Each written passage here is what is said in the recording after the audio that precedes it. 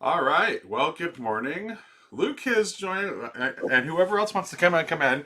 So, the regularly scheduled Grail Country Saturday morning programming has been postponed because Ted is having this awesome event in Arkansas where they're reading poetry together, which is awesome. And I just kind of so since I'm postponing the normal Dante conversation, I just kind of reached out to see if anybody wanted to come and just talk to me about whatever this morning, and Luke volunteered, and so I'm excited to be here with Luke. I haven't had a chance to chat with Luke in a while. The attention I, hog that I do you am. Let's mind get if I right in. start with a poem in honor of our friends in Arkansas who are doing their event? It's actually one that Dr. Jim, Jordan Daniel Wood mentioned it in the Oh, conversation with Sam, and and he Dr. Jim asked had about it. asked for a copy of the poem in the comments. So this is Yeah, the poem. This is the poem. rock. And it's The Transfiguration by Edwin Muir. Do you know it? I do not. Okay. I think you'll like it because it's like kind of like the Luke Thompson slash Grail Country theology in a condensed poetic form. So Nice. let me go ahead and Also, victory in Jesus. Just so you know. yeah. Yeah, I love that. By the way, I really really really love that hymn. I love that hymn. That's one of my favorites. We could sing that after the poem. Absolutely. Ah. So this is The Transfiguration by Edwin Muir, written in Orkney in 1887.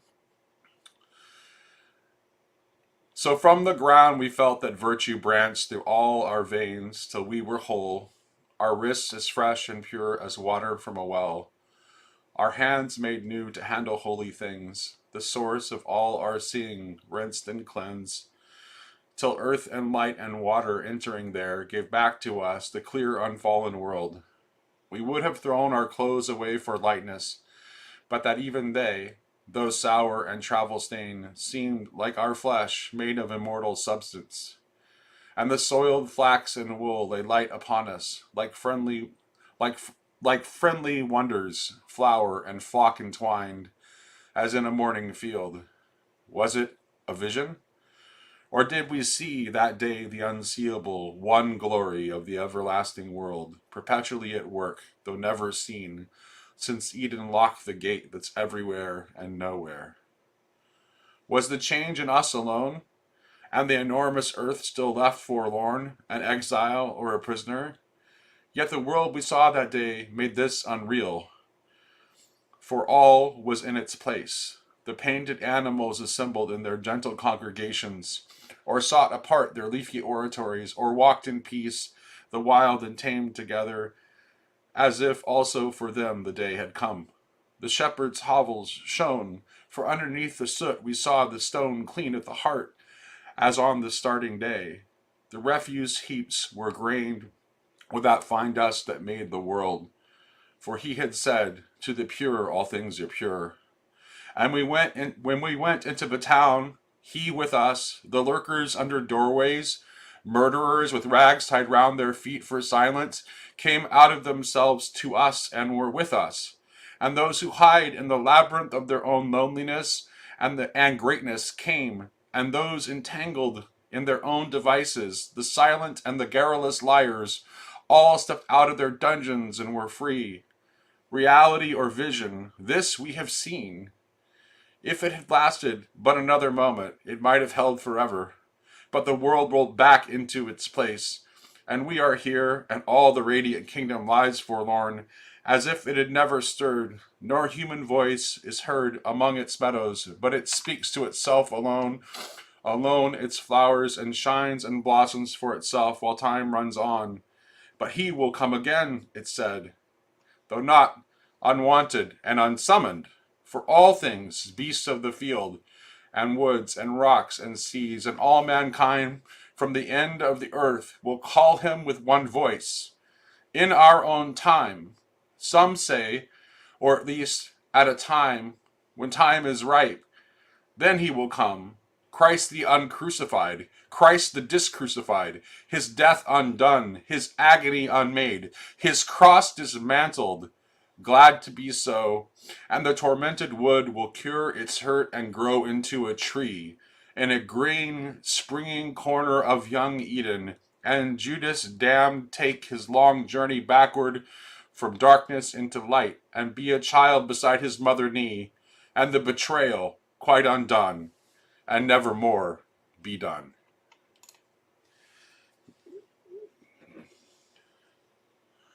It's like everything in one poem. Holy cow. Mm-hmm. That is my entire theology in a single poem. Jeez. Even the part about like even the part about like that it's not gonna just come unbidden. Oh Like man. his the like the parousia is on us. Its realization is on us. It has to be realized in his body. Yeah, it's I don't know, there were just like there were all these little glimmers of things as you were reading, ideas and stuff I've been thinking about recently. Mm-hmm. That's really good. I want to like I Yeah, don't it know. is. It's really good. I want to read that to my family. I've been thinking more. My son was saying the other day because I'm not. So I sent a message to Ted that I hope that conference is going really well. I would have loved to have gone too. I think Yeah, Jess is down there, isn't he? I really wish that the timing was just not good for me. But I really Yeah. would have loved to have been there. Yeah, same for me. I mean, it's I love Arkansas actually. My grandparents used to live in Arkansas, so a lot of my youth childhood memories are like of the Ozarks and Arkansas. They lived in Hot Springs, so I spent a ton of time down there. Um, but man, well, it was also my birthday weekend and stuff, so it just didn't work. But I yeah, one of the things that poem made me think of is I was just listening to what was it? Talking about play. Oh, I went back and I was listening to this Marshall McLuhan Mm-hmm. discussion from 1978 that I just have never finished, but I've just found tons of stuff with that was really great with it. And he was talking about the word play, and I've never thought of this before, but like the idea. So there's a couple of touch points, and then also Jonathan Haidt was talking about play and his social media thing at ARC. I don't know if you saw that, where he was talking about kids and social media and suicidality and you know how bad that is for people, kids, particularly girls, and particularly liberal girls, actually, interestingly enough. Um, and but the idea of play, so like even in thinking about like mechanics of cars or like or joints or biology, like in a joint, the play of a joint is like it's where the life is, it's where the movement is, it's where these two things connect, and that word play, like I never thought of that definition or that understanding of play, but then it's also in relation to Jonathan Haidt was talking about how we have moved from this. He was talking about rough and tumble play, and Jordan Peterson talks about that and how that's really important in Mm-hmm. evolution, and that a lot of kids are now growing up because we're so screen focused and screen addicted. He's talking about it in context of McLuhan was talking about it in context of just TVs, Right. but you know it's even worse now. But he was saying kids no longer, or Haidt was saying kids no longer play, and like parents no longer do rough and tumble play. But Right. like play is where all the life You is. know, it's funny, Luke. I never really thought much about that until like Paul's most recent conversation with Rafe Kelly, who I've always liked. But Hmm. it's like Rafe. It's like I've always found him like a really seems like a really likable, good guy. Yes, But he's never a person who I watched a conversation with and it's like, man, I need to talk to that guy. that And one made me. then during the most recent conversation that he had with PBK when he was talking about the rough and tumble play, it just occurred to me all of a sudden that like, oh, I really need to talk to him about the theology of play. That would be a Because great conversation. and George MacDonald's unspoken sermon "Child in the Midst" is the perfect where he talks about the childlikeness of God is the perfect springboard for that conversation. So I actually had Paul reach out to him for me, but I haven't heard anything yet. We'll see what happens. But it's just where we learn everything, and it's just I don't know. I posted that Rupert Sheldrake thing about the reproducibility stuff. I love Rupert Sheldrake so He's much, so by the way. great. I don't know, and like I was wishing he was at ARC. I don't know why people aren't. All these people should be more interested in Sheldrake because he's on the Mount Rushmore of the meaning crisis, as far as I'm concerned. There's But something about the best Anglicans that is interesting because they simultaneously have like this sort of like tweedy, button down, stereotypically Anglican thing about them, but at the same time, like they have like a creativity and a freeness and a openness about them at the same time. That's just so. It yeah, seems like it's kind of a uniquely Anglican thing because you kind of find that those things in like in the same package, and I Rupert mean, Sheldrake is like kind of a perfect example of that. yeah, he's so wonderful. But he was Yeah. talking about the. I think he's a good example though of play and science and rigor. He was actually saying, interestingly, in there, the reason I thought he came to mind was he's talking about the robustness and the reproducibility of scientific papers and how like even scientific writing started to become more and more objective. Like you started to say that. I mean, he goes through all of it from all the way back to Descartes and just the abstract thinking mind divorced from a body and how scientific writing started to be. Took out all the I thinks and all the I's out of it, and it made it really just this tried to make it this objective thing. And then he was saying actually parapsychology is becoming the most scientifically rigorous thing because they've been under the gun for so long and everybody's Mm, disregarded them so much is they've taken all the BS out. Because a big part of what that talk is about is he's saying how attention and expectation affects your scientific findings. And so people like when they get it's kind of the confirmation bias thing, but like when you get results that you're wanting, you readily report that, but then you don't report all the ones where you're not getting the results that you want. And he right. said parapsychology has actually become the most rigorous and but play, that idea of play, of just like, I don't know, letting go of expectations and like true what I would call radical empiricism. Like I don't know why science isn't like that. Like be playful. Like why does it Mm. have to be cold and dead and boring and unimaginative? I don't know. Science sucks. I hate I hate modern science. It's so boring.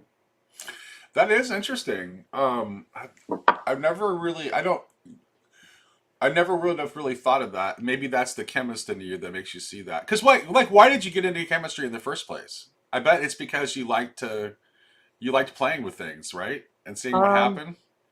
maybe, but like, I mean, all of that was because I was just so. I went to like I've told you, my high school education was abysmal. Like I didn't have to read one piece of classic literature.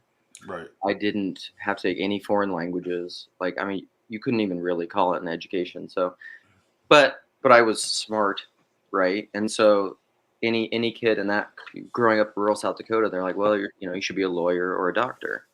So I mean, I was thinking like medicine, but I couldn't. I mean, I'm also an anarchist. This is my struggle. So like, I'd never be able to do the modern medical establishment. Although I do have a good friend who has sensibilities similar to mine, who's kind of done a non-insurance based medical practice where he like really he wants to actually treat people's problems, not just medicate them.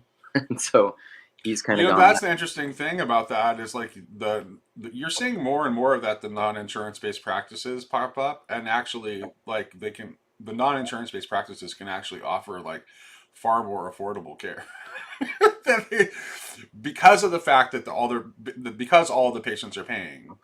Yeah. It Big actually allows picture. them to offer more affordable care. Um, Yeah. ironically, It's just hard. because You're fighting the beast now. I yeah, mean, yeah. quite literally, figuratively, symbolically, I would say you're fighting the beast in a lot of ways. So, oh, but for There's chemistry, yeah, even I just one of did my chemistry. libertarian friends like shared with me a while back that there's even a place I can't remember what part of the country it is, but somewhere in the United States it's like actually doing like cash upfront surgeries for like massively discounted rates. Yeah. Well, I mean, there has to be. Um, just my daughter just woke up and she's saying she's hungry. Eat some fruit, girl, or I'll make you some eggs. No, eat fruit bars. She's like, can I eat these candy fruit bars? No. Um. So Yeah, I don't know. It's like the more and more, like I've been talking to my wife about this. We go all over the place, but keep jumping topics, but that's fine. We're just hanging. Um, What do you the think more about and this? more What do you things. think about this comment here?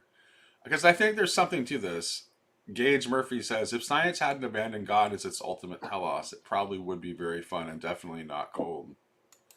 Well, yeah, because I mean, God, like the real God, not the Because you're God of certain your. that because you're certain of the fact that there's meaning to what you're doing and that you're discovering it. Yes. However, meaning is always. Ted had so many just banger things from the live stream. My last live stream when Mm-hmm. Ted jumped on, Ted's he had awesome. he had so many great like clippable things where I was telling Yeah. PBK because PBK was on there. I was like, clip it, clip it. I was telling him all the things to clip. But Ted had a section in there where he was talking about how meaning is only ever uh, it's understood in its fullness at the end. Like there's that telodic thing of it. You can't really I'm meaning gonna is I'm gonna drop the link again and saying, speaking of play, come play with us. yeah, Really, there you you're go. welcome. Come on in. But you know what I mean, like the science being submitted to God and that there's true meaning to be found, but it's always that thing that is just outside of your Well, grasp, yeah, but also in your because here's the grasp. thing, and here's why science like this is so. Science is ultimately what does science really mean? Science is ultimately what it means is knowing, and ultimately God is the only thing to be known. Well, but knowing in the personal sense. There you Right? Yeah. go. Absolutely. And it's that personalist knowing, which you can't ever it's relational, which is always this it's that Yeah. Did you fargate. know? Have you noticed for Vicky lately? I mean, he's been talking about it hardcore with Kyle and DC Yeah, Shindig. I know. It's like, wait a minute. It's like, when did Vervaeke start channeling me and Luke? Well, Because I it's mean, like, I can remember like the very first time I was exposed to Vervaeke's model. I was like, oh, this is interesting, but he's missing the R that underlies all the P's. yeah. That Well, is the it's just, ground. dude, it's you can't. There's more and more. It is that what you see and hear depends a lot upon where you're standing and the kind of person you are. I mean, truly, and this is the the thing I do all the time. But in my like first conversation with PBK, I think I was saying a lot of this comes down to substance versus relational ontology, and that people don't realize the basis of ontology is relational, which is what the Trinity is about, which is what proper knowing is about, which is what all this stuff is about. But I think we were so embedded and I would say ideologically possessed by these assumptions of modernity that we're like, and in our egos, the Oh yeah. egoic intellect stuff that we just couldn't see it. And it doesn't matter. You can't explain it to anyone because that's not the thing. It's like when Jacob last night was giving me crap on the stream, PBK stream, of because Dolly had brought up Mosaic Vision or something, and Sam messaged me and was just like, "You're being summoned," and I was just like, I couldn't show up. But then Jacob was giving me crap about Mosaic Vision, and he's like, "This is a neologism," He's just like, "This is some." He's like, "I can't read about this anywhere," and I'm like, "Yeah, precisely, exactly." Like in order to understand what I'm talking about, you have to know me. It's a new word. I mean, that's the benefit of new words is they revivify the dead father, the despirited breath of our modern language because nobody knows because we use all these words and all these definitions, but that's what I mean by mammonistic language. Nobody knows what anybody's talking about. Like that's what the meaning crisis is. We have a bunch of dead words that people are throwing at each other, Mm-hmm. you know.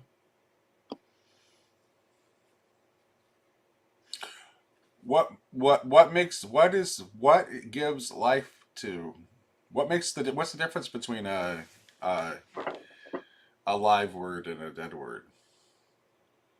Knowing as you are known. Welcome. Hello, Hello. hello. Hey. Hey fellow, I love new people. Let's just talk to the new people. Yeah. This is my first time. I've chatted with Luke a couple times, just in the comments. Okay, I was Okay. gonna say I don't remember your face at all. Well, we're This is gonna be the glad first you time. joined us. Yeah. I've been in the little corner for probably since the beginning. Probably, I Oh guess wow. probably 4 years, 3 or 4 years now, 5 years now, I guess. Um, uh, I did want to comment on, you said the relational thing. I think that's exactly what Heidegger comes and gets us to, right? That's what he comes in. He nails us in the ground and says, it's kind of the obvious thing there, but he takes away that dichotomy, that rigid dichotomy, and he brings us into the relational. And I think that's what you see, a big movement here in this new wave, whatever we're doing here, this cutting edge stuff that I can't get enough of. That I think that's a big part of it. I think a lot of the stuff blossoms out of that relational ground. Yeah, absolutely. Totally. And That's why and that, by the way, is why we find like these dialogues to be so meaningful. It's because they're not just like there's they are relational. well, we Yeah, keep coming back. It's the persons. That's why I've always said the PVK corner of the little corner is the best, in well, my and opinion. one thing I think what we're trying to do, and one thing that I've noticed, a little line I've picked up in real life, is a lack of intimacy. We're such an atomized individual, market, out into the marketplace, packaged for consumerism. And so this is just, we're gesturing, we're grasping towards an intimacy. That's why I just jumped into this little, that's why I made the click, right now. I said, you know what, let me join the play. Like you said, you offered. And so here we are. Yeah, thanks for coming to play with us. It's so cool because there's so many people like yourself. Because is this your first video streaming Yes, thing this you've is done? my Oh first wow. time getting on speaking camera, the whole, and I mentioned to you, Luke, I mean, I'm as big of a fellow of JV as they come. I every few months I go back to the series. Mm, I work I'm in construction, so I kind of can just plug in and zone out and do my little tasks. I'm in the shop right now, nice. um, and so yeah, every few months, when I'm out of content or feeling, in a certain situation, I can just go back to that series. And so yeah, I would say the things that are being said in this corner, I've just been kind of collecting. I've been hearing, for a long time, and I'm excited that I chose to join in today. There was one that I was listening to a PVK conversation before I scrolled and saw that you guys were live streaming, and I almost should go double check what the exact title was, but it was most recent. And at the very end, he got into a big estuary section, and it Mm. was fantastic. I mean, just a perfect exemplification of this little corner where all the stuff percolating in my head just comes out into this conversation of, and it starts to weave. I'm gonna have to go back and see the ending of it, because I jumped over here and I got right in the middle of your poem, that beautiful poem, and it captured me. So Was it the live stream from yesterday? it could have been. It could have been. I Yeah. know that it was probably 8 or 9 people at the end of it, Like and they 10 Oh started, or something. Yeah. and yeah. and they started going into it, and it was exactly where my mind goes, because, and this is kind of gets controversial, because this is the beauty of this corner. As we have said, the real meaning is not the political. The real meaning is not the money, power, politics, the realm that we worship today. And so that's what we've gotten beyond. That's where we can strike this intimacy. And but the conversation is still there. The elephant, I'll turn Jonathan Pajot's words on his head. The elephant is still in the room, Jonathan. The table is set still as it is. And I think that's where the conversation was going in that estuary. I know Jacob had explicitly brought it up on, when stuff hits the fan. I guess what they're painting is that Ark had a color, had a tone of maybe a conservative tone, and I guess he was kind of just addressing that. He was kind of saying it explicitly and putting his thoughts out, and so that's something that has been on my mind as well. Is I've done the whole political thing, kind of almost alongside this, in the first years, until I had that epiphany moment, here in the little corner of, like, completely unplugged, like, oh, it's all be it, but still remains, the table is still set, so the powers that be still are there, the culture is still, toxic, so Yeah. It's that Well, winning, that politics. That's the hard thing about modern politics is identitarian, and identitarian is this mammon kind of thing. Like I've just been I've been thinking about that a lot lately too. It's all the same stuff. Like Well, you had a notion once in a live stream. I think it was like a something about an an assertionist or something. You almost had to you almost had to like I can't remember, but it really clicked with me. It's like you almost had to acknowledge your identity and to participate in this culture today. And it's like the the I think with the real profundity of the ancient spirituality and sacredness is this Socrates thing. It's this being of knowing that there's so much out there. It's this recognition of the unknown. It's the sacred Mhm. mysteries, right? And so it's our periphery is allowed to be blurry. That's how we stand. That's our existential stance. Is our periphery is allowed to be blurry. Where the today it's that having mode. It's I have to have all the answers. Even my periphery has to be solid. Mhm. And so I have to assert my identity so you can know how my periphery looks. Which that'll make you blind. That's the whole like that's why I made the videos a while. Like the whole seeing is not seeing. If you don't have the blurry periphery, you can't see. Yes. right. I think There's a song there's a song from a kind of a singer songwriter folk guy that came out in like the early 2000s. And I shared the song with Luke. There's a part of that song in the chorus where it says, "It's a hard hand to hold that is looking for control. It is tempting to fight when you know that you're right." It's like Yeah. that very sense of certainty of knowing that I'm on the right side Yeah. is that in itself is the danger. And I think that's what really makes this little corner work, is the fact that everyone has their ideas, but they're willing to at least entertain the possibility that their knowledge may be imperfect and they may not have everything right, and they're willing to enter into deep dialogue with others. there's that Totally. learned ignorance, right? That I think Yeah, JB Yeah. mentions.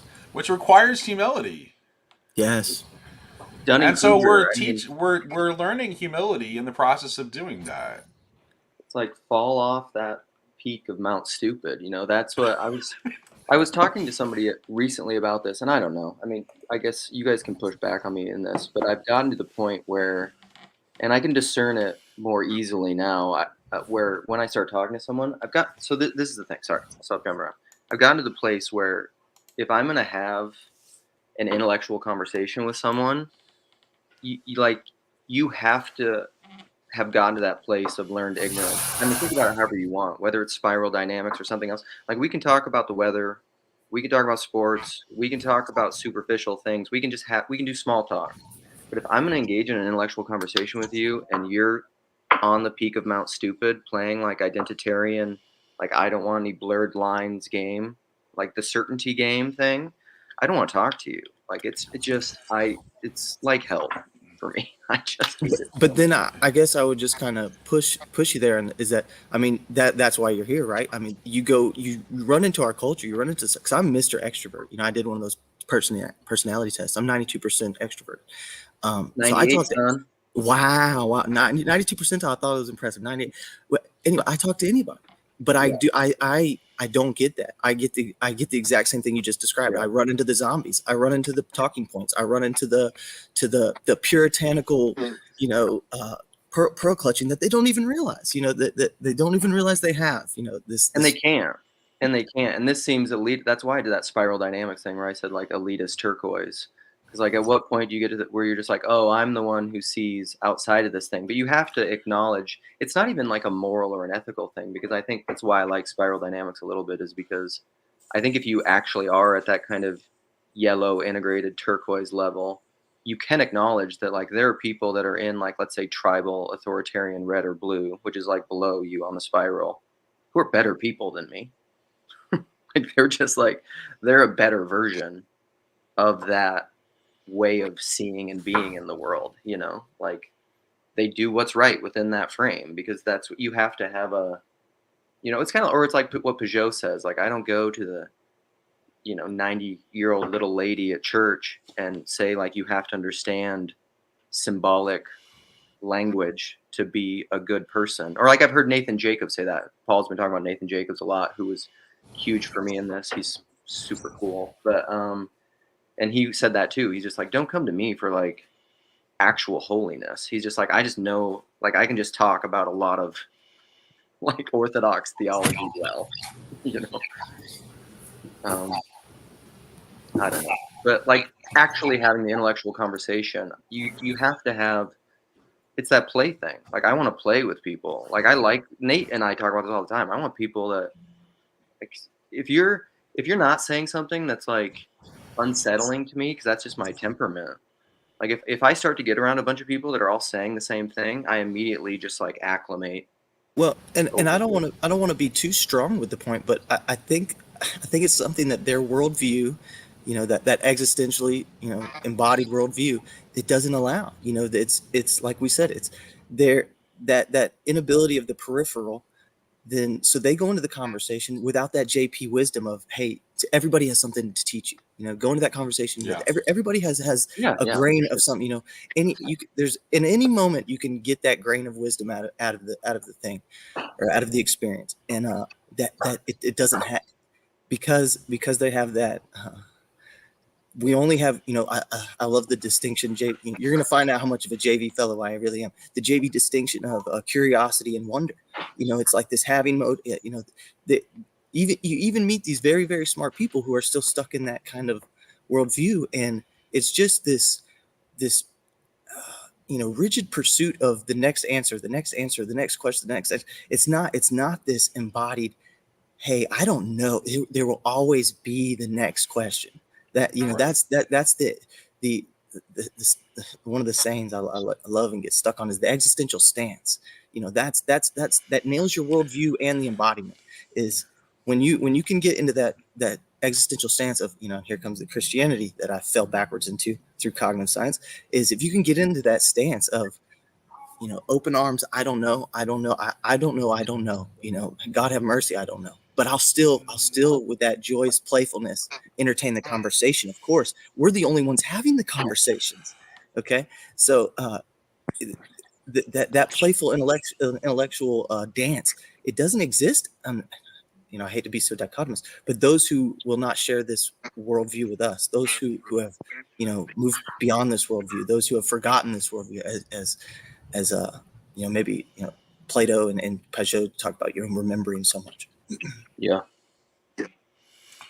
Well, it's interesting, and it's nothing I've ever done before, because it hasn't occurred to me until just listening in the midst of this conversation. I think that one question that might be worthwhile to ask someone who's very much in that mode of like thinking that they have to convert everyone to whatever it is that they believe is the correct worldview that they hold, is to just ask them, okay, everyone agrees with you, now what? That kind of makes me think about the like Tom Berg's notion of peace implying diversity. And I never thought about this until you just said that, Nate, but like that, even in as far as like where people are at, as far as that kind of hierarchy that you were just talking about, if you in some sense try and collapse everyone to, I don't know, the spaces that sometimes we operate in, without respecting the diverse aspects that we all participate in the whole, then that becomes kind of like I don't know, it in some sense tries to pull people in a direction that isn't maybe natural to them in this type of cooperative peace type of way. No, I think that's right. It's like Jordan Daniel Wood in his book. Like one of the things that he says when he talks about the whole mystery of Christ, he says that Christ is the ground of both identity and difference. So when Paul says that in Christ there is neither Jew nor Greek, slave nor free, he's not saying that the distinctiveness, like that your distinctiveness is obliterated. Right. He's just saying that there is a unity that is greater than your distinctiveness. Totally. That's like Tal is always saying to me. He's always this Hegel quote, to know the limit as the limit is to already be beyond the limit. Or it's like it reminds me a lot of Cormac McCarthy, who I love and will quote incessantly, but that last interview that he did where he's talking about the unknowing, and that essentially like your knowing, or what you can articulate. Polanyi is all about this stuff too. Michael Polanyi talks about this stuff all the time because he's a modernist. One of the 3 tenets, I think, of modernist assumptions of language is that it's conscious, articulable, and exclusively explicit, I think, are like his 3 modernist assumptions of knowledge. But that's the whole Hegel thing. To know the limit as the limit is to already be beyond the limit. There's an unknowing that Cormac McCarthy talks about this. Like when you're in a conversation with someone and he says, and you're talking to them and all of a sudden you're like, now what is it? And you're like, how to say it. So you have an idea that you can't name, that's beyond your naming, that's inarticulable, that like you know what you're talking about, but you don't know how to communicate it to someone. That's how everything is. I mean, everything is always in that dynamism and that play between the knowing and the unknown, the articulable and the inarticulable, the transcendent and the immanent, the ineffable and the effable. Right.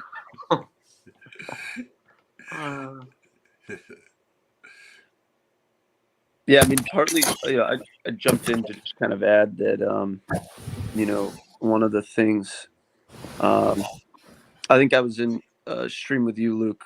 I don't know, maybe it was a few weeks ago. But the conversation around therapy kind of came up. Yeah. Remember that? And it was partly because I was, I'm currently doing, my internship to become a therapist. And, just even in the clients that I've been working with, it's like so much of everything going on in this little corner is like, first of all, informs me way more than any of my classes do. Like that's that's because it is, and I've been such like a, for lack of a better word, rabble rouser in my classes, which isn't even really like me, but it's because of like this mechanistic type of like implication necessary for therapy, and like how you take out your DSM and you give them this diagnosis, and then and like it oh well, that's billable to insurance, and then there's this whole thing where it's like, oh, we now employ this intervention to give this, and it's just the complete opposite of why I wanted to do this. Like I can't even tell you, like I like, it's what's so cool to me is in my like is you this hour opportunity where you get to engage with a person who comes to you in a state of vulnerability that they might not be in with anyone else in their life, because they kind of understand like kind of the basic notion of what's going on here. And it's just like this ability to connect with them at this intimate level, as a human being, and as I a human being, and like we just like start exploring together, like you know what I mean, like we put on our adventuring hats, and it's like I'm not healing them, you know what I mean, but if I am healing them, it's only in the sense that I'm actually relationally like connecting with them, Man, in a way you have to love them, which is why there's a problem in the profession, right? Because because it's been professionalized. It's like the thing that it most needs to do in order to be effective, it has to have some trepidation and distance from, because then it can no longer be professionalized. Institutionalized. The institutionalized, the proceduralizing of it's incapable. It is stricken itself incapable. And by the way, just to to your horn, that what you described, Gage, is exactly the kind of ha ha ha. I've gone through a life where mental stuff and life struggles, and I went through different routes and valves to deal with that. But let me tell you what you just described is exactly what I would have signed up for. You'd sign me up for someone who's going to, you nailed it. Is, hey, I'm a human and I'm going through some crap. I know you're just a human too, man. You have your own personal, and what's real creepy is how JP kind of exemplified that on the biggest stage, right? When he blew up, and then he had to go kind of eat the crow a little bit on his critics, where he was on some kind of medication that had gotten off the rails, or whatever the story may be, blah blah blah.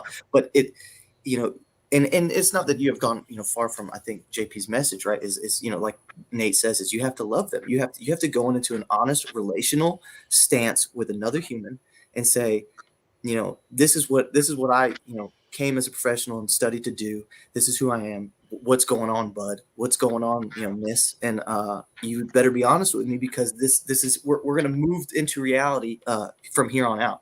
And like you said, that's there's no guarantees from there. So, what would happen with the counseling profession if instead of professionalizing it, we sacralized it? What if we decided to develop a role where it was seen as a sacred role, that people that had the right gifts that could try to be friends to the friendless, and to try to help to reparent and reform and properly agape those who had not received that in their own upbringing, and this was Properly seen as agape. as a sacred role rather than something that was professionalized. How would that change things? Well, I think what's interesting is, medicine used to be seen in the same vein, but that's been so long since we've seen medicine in that type of sacred role. And I think part of why Yes. therapy has become so bad is largely because it then got grouped into the medicine and the whole medical industry. And the medical industry has just absolutely a different frame about what we're doing with people now. Where And procedure is very valid, and certain technical standard operating procedures is very, very valid. So it makes sense. Go ahead. So I want to address this, the priest thing. No, not a priest. It's not a priest, because the priesthood, because clericism has created the same Professionalized. sort of culture of professionalism within the clergy too. But So this can the clergy has also largely become desacralized. I agree. I would agree with that. But then here's where I kind of come in as this refining my Christianity. And I think the Tom Holland stuff is I think it's one of the best works in academia in the past few decades. The Christian waters we swim in as these human fish. Maybe not a priest, but a properly agapically knowledgeable and exemplifying a therapist, which I think Gage just described, and I think that's what you kind of hinted to. So perhaps not a priest, but a Christian culture that is wrestling with God in the proper way, that perhaps produces the therapists that Gage just articulated. I'm not saying it can't be a priest, and I think it actually should be a priest. But I think that we need to recover. I like the idea of we need to. Clericism has damaged, I think, what the role of the priest should mean. Well, and I'm not That's saying what I'm priesthood, suggesting. and I'm not saying priesthood. Yeah, I'm saying I'm saying the beauty of the Christianity that got this culture where it is today, in my opinion. That's where you hit your sweet point. That's where you got your Goldilocks zone of. I bet you had the best. If you took your therapist today, and your therapist at whatever you could say was the height of people still having that agapic kind of care and attention about it, and I would say those are going to be your better therapists. And so a culture, a civilization that is properly wrestling with that has properly got the hierarchy prioritized, has their values situated. That's where I say perhaps not a priest, but someone who is going into the school of therapy, who is in a culture such as that then perhaps you get more gauges. so if I could just share my experience about how, when I was in high school, I had a lot of mental health struggles and stuff like that, with depression and anxiety, and a lot of it was due to my home life, and then there was had this existential element to it and stuff like that. And I didn't grow up a Christian. I ended up becoming a Christian in high school, but I went to my pastors and stuff for a lot of these types of things, and I found them wholly inadequate in addressing. Not what's interesting, not because they oh, like I'm not juxtaposing that to some traditional therapist, like, oh, they know much more knowledge. No, they actually knew way more than the regular secular therapist did in terms of being able to help me. But their framing about why I was going to them was wrong, and it was something. And this is maybe being too critical, but it was something about they being in the office of pastor that was blinding them to being Totally. able to actually help me with my problem, Yes. even though I knew these men and I knew actually they could be helpful, but their frame was blocking them. And so I think that's, and I'm not like, obviously this is just a generalization, so I'm not trying to like, I'm just trying to share the experience because I think it's helpful to add to the conversation the way in which a lot of members of the clergy, can kind of like like the concern may sometimes too much be about like getting you back into the faith and like restoring your faith, and it's like that's not what I'm looking for. If you had just provided the space where I could hit the bottom, maybe Right. I'd jump back, you know what I'm saying? But I couldn't like access it when you weren't going down to the bottom with me. And that's what so much I like about the type of therapy that's been effective for me, is just like someone who's going to be willing to sort and like navigate the swamp in a way that is like, I'm here for you, I'm your companion through this like myriad of just absolute difficult things that come up. And it's a shame to me, Virgil. honestly. You need a Virgil. Right. And it's a shame to me that in my experience, again, I want to keep prefacing this, but that like so many pastors and priests and stuff like that haven't kind of seen that more as their role. Well, what's so hard about all of it is for me, like if you zoom out, so like all these things that we've been naming, whether it's a therapist, a Christian therapist, a priest, they all get systematized, they all get institutionalized, they all have SOPs, and they all exclude the periphery, and then they stop being able to see. That's the pattern within every different auspices that you could think of it. And it's almost as if you need to it's almost as if you need to make sacred the heretic. And then that would actually allow you to have the institutionalized dissenter that is constantly throwing wrenches into the wheel of the Well, machine. yeah, but the centrality of beliefism in Christianity is definitely like undercuts it from its ability to actually like care for people. Yes, but here I think what's interesting, I've been thinking about this recently in terms of global geopolitics. What's interesting about like the moral majority religious right conversations like in America, like don't get bogged down in the politics. I'm using it as an illustration of a bigger pattern.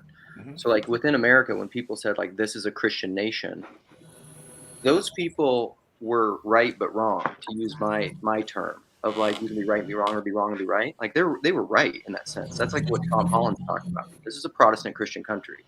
Mhm. It just is. But what's so interesting about the Protestant Christian country is it was a Protestant Christian country that was the first time in history that was able But to some of the establish. things that those people hated were the most distinctively Christian things about it. I mean, Yes, a Protestant Christian country was the first thing in history, as far as I know, that allowed itself to say, we're going to establish a country that has no established religion. Yeah, it didn't have a state religion. That's right. yeah. Which like that, but that's a Christian thing to do that. Because it's this weird. That's right. Well, it's a version of Christian. It's a version of a Christian thing to do that. That's kind of where I wanted to get back, or just to pick up, just to collect some of the earlier thoughts. It was, there are Christian pastors that could have missed that periphery that you go. So let's collect both thoughts here. But I think that's what this corner is for. Like that's why I come to this corner every day. That's why I'm on JV's videos every day, is because there's something different here. There's a remembering here. There's a recollection here. There's the future pastor that we are talking about, that we're hoping is going to be affected by TLC, in my opinion, is if it all doesn't burn before that, the Christians in Ethiopia is that periphery that has to that is existing, that staying existing, it was not always there. There perhaps was a Christian way, a Christian culture, a Christian existential stance to where we wrestled with that better. Let's just keep it so we more holistically understood that periphery there, that learned ignorance, that let's not here's John Paget, let's not let the techne overwhelm us. Let be in the relational grounding and treat that human.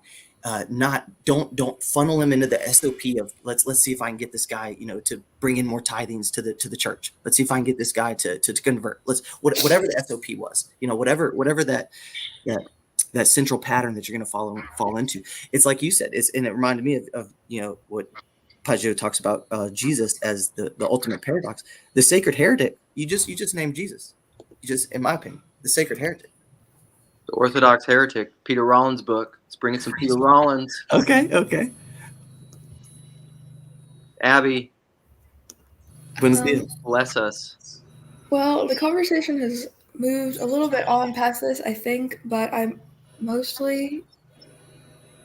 Someone was talking about having gone to clergy for like therapy, and it wasn't effective. And, I guess it depends. I'm someone who hasn't had the nightmare experiences with professional therapy. My therapists have not been hindered by,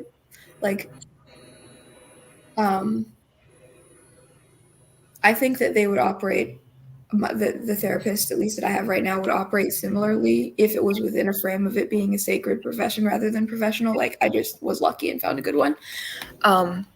But, I could never see myself. So I guess my question is what about the kind of medical language of thinking about mental, quote unquote, mental illness or mental disorders? Because, for instance, I have a dissociative disorder and I have found that the medical language and way of thinking about it is a big part of what's allowing me to heal from that. And it doesn't fit within the Christian or church language as well as it fits within the medical frame. So would you have to lose that? I think from my I don't think they should be kind of put in this dichotomy where it's one or the other. Yeah, I agree. Yeah, and I think but I guess I would think that if sorry, I have not had my coffee, so I don't know how clear my thoughts are to be, but I would think that if my instinct is if religious people or Christian people started doing therapy, I'd be no, because I would instantly think they were going to try to morally judge me or try to fit my experiences into the whole framework. That's always been my experience. Yeah, that's been my experience. I read an article a while back that was really fascinating. It was written by an African psychiatrist who had studied in the West and then returned back to Africa, and he actually embraced the combining traditional shamanic practices of traditional tribal approaches with his Western education. So it's he actually started just allowing people to I don't to take people saying that they had an evil spirit seriously and say, okay, you have an evil spirit, let's go through this process of getting rid of the evil spirit. Yeah, I like that. And I think that's a perfect example of TLC, this little corner, or JV's definition of wisdom is being able to cycle through those perspectives, being able to say, hey, at this moment I need to engage at a more ritualistic, personal, I guess you could say traditional medicine level, or at for this situation, this is a very standard, very technical, very because there's nothing therapeutic about breaking someone's worldview intentionally is a really damaging thing to do. Yes. There's nothing therapeutic about that. Right. So that means that you have to reach the person from within whatever worldview they're in, Mhm. So that means that you have to, whatever approach you're going to take at healing has to be operating from within their frame. And over time, if you think that their frame is unhealthy, you can help them shift their frame That's, gradually over time. But you can't just come in with a hammer and smash it, or you're going to do more harm than good. I wish I could have told myself that 10 years ago. That is so profound, Nate. That is so profound. That is, So, yeah. It's like it's kind of reminds me of something that I was kind of critiquing. Some of the more popularized worldview of that incapability to get outside of their worldview. Well, it's the same kind of thing as if I don't have the ability to kind of cycle through these perspectives, that wisdom, that virtue, or whatever that skill, that blessing, then I can't connect to them. I can't reach them. I can't tap them and get their attention to even start the conversation. To start a conversation, you have to get their attention. And so if my method or my rigid worldview or whatever it may be is not interfacing in that, like you said, being able to at least, and it comes back to humility, right? Is to say, I'm gonna humbly, even if I know that this person is so far on the opposite end of the spectrum, and I'm gonna attempt to engage with them, and that perhaps may move them. I have to come to their level. I have to get into their mode of being. How about that there? well, yeah, that's like, to me, this is the role of, this is what the role of the imagination is that the imagination is what allows you to inhabit other worlds. At least, like, that's how you can, in fact, that's the only way you can inhabit other worlds, is through your imagination. And play is right there. Yeah. So, and which is why we have to appreciate, like, the role of the imagination, because without it, then we become stuck people Mhm. without Yeah. it, because Yeah. and you lose the ability to travel outside of any world other than your own. And there's a way, and this is actually, like, quite traditional thinking too, that there's a way in which, like, every person is a world, like, unto themselves. Like, Yes. Yes. even people that, like, have a lot of, like, shared, commonalities, like, and can easily, like, see similarities between their worlds, they're still different worlds. That's right. like like Right. uh Jacob and Joseph are both Orthodox Jews. They are different worlds entirely. And that's not, and it doesn't take long. If you know them both, it's not hard to see that, right?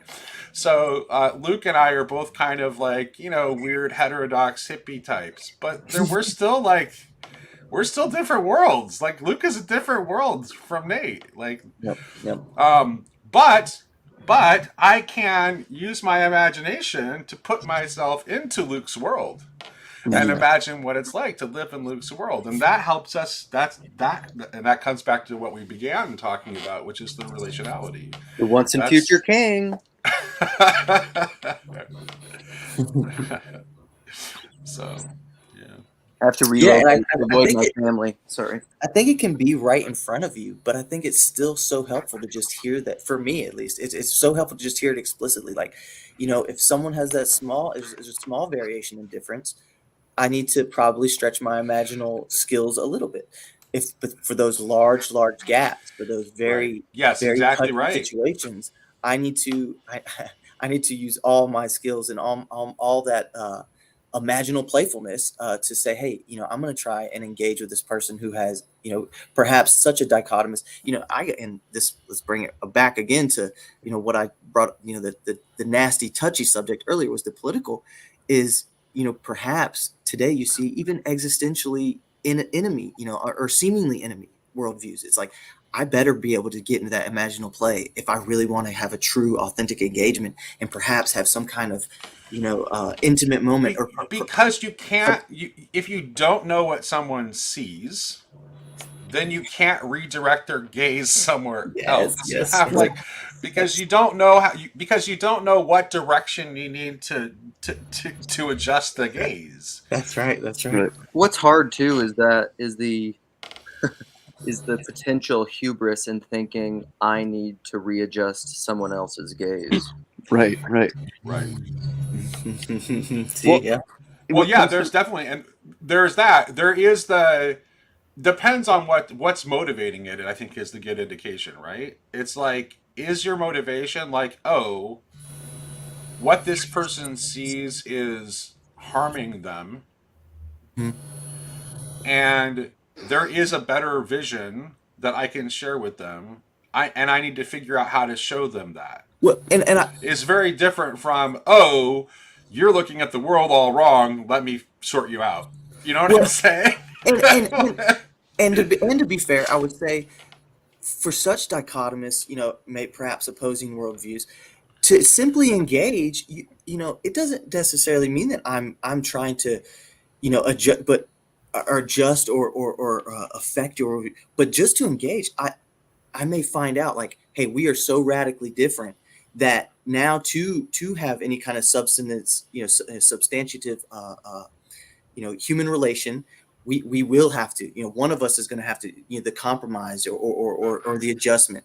Um, uh, but I would say is I totally agree is that the best stance is the gaze of is the gaze of saying, hey, I don't know, but this is what I'm doing is best. This is what I'm doing is best. And so, you can get like me, follow like me, and we'll see. And we'll see how the cards, cards may fall. But I agree. It's the hubris thing is that it's the both sides of our myth, right? Is the courage to go out there, and then the hubris is, we'll go too far. We'll go too far. One of the things that comes to mind here is thinking of meditations on the tarot with the hermit, and how the hermit can't say like, we Republicans, we communists, we whatever. They can't, like, there's something they can't, because in some sense there's a blinding aspect to it, right? Because it's like, if you conform yourself to this identity where you see yourself within, you cut yourself off in some sense. But it also offers that comfort of, first of all, of identity. And it also allows you to kind of participate more directly in some sense. But at the same time, the hermit can't do that, largely because they're really concerned with trying to bring the opposites together and trying to find the unity. And, I think that's such a spirit that we're lacking right now. Like, and it's like, everywhere I walk, everywhere, like any situation I find myself in, seems like everybody's trying to like make me pick a side on everything.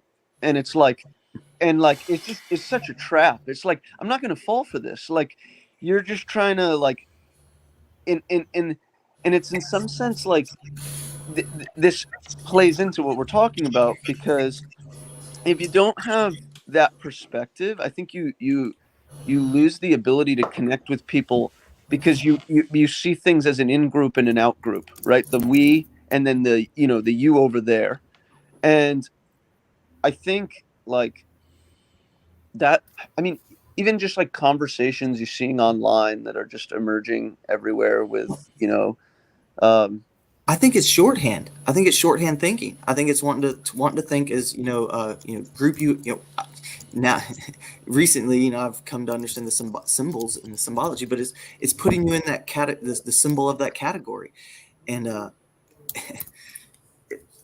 yeah. Well, I think let's Michael, who is the guy who convinced me to start this channel in the first place. Michael, when a lot of our early conversations on Barfield, like he would continually return to this. His trade is IT security, and his the metaphor he would return to is talking about like language in terms of data compression, right? So language itself is a form of data compression. And then what you have when you have like very firm like ideologies with which people can identify is like a further compression. That just makes things even simpler. So you're compressing something that's already compressed even further. Right, right. And I think one of the things is like,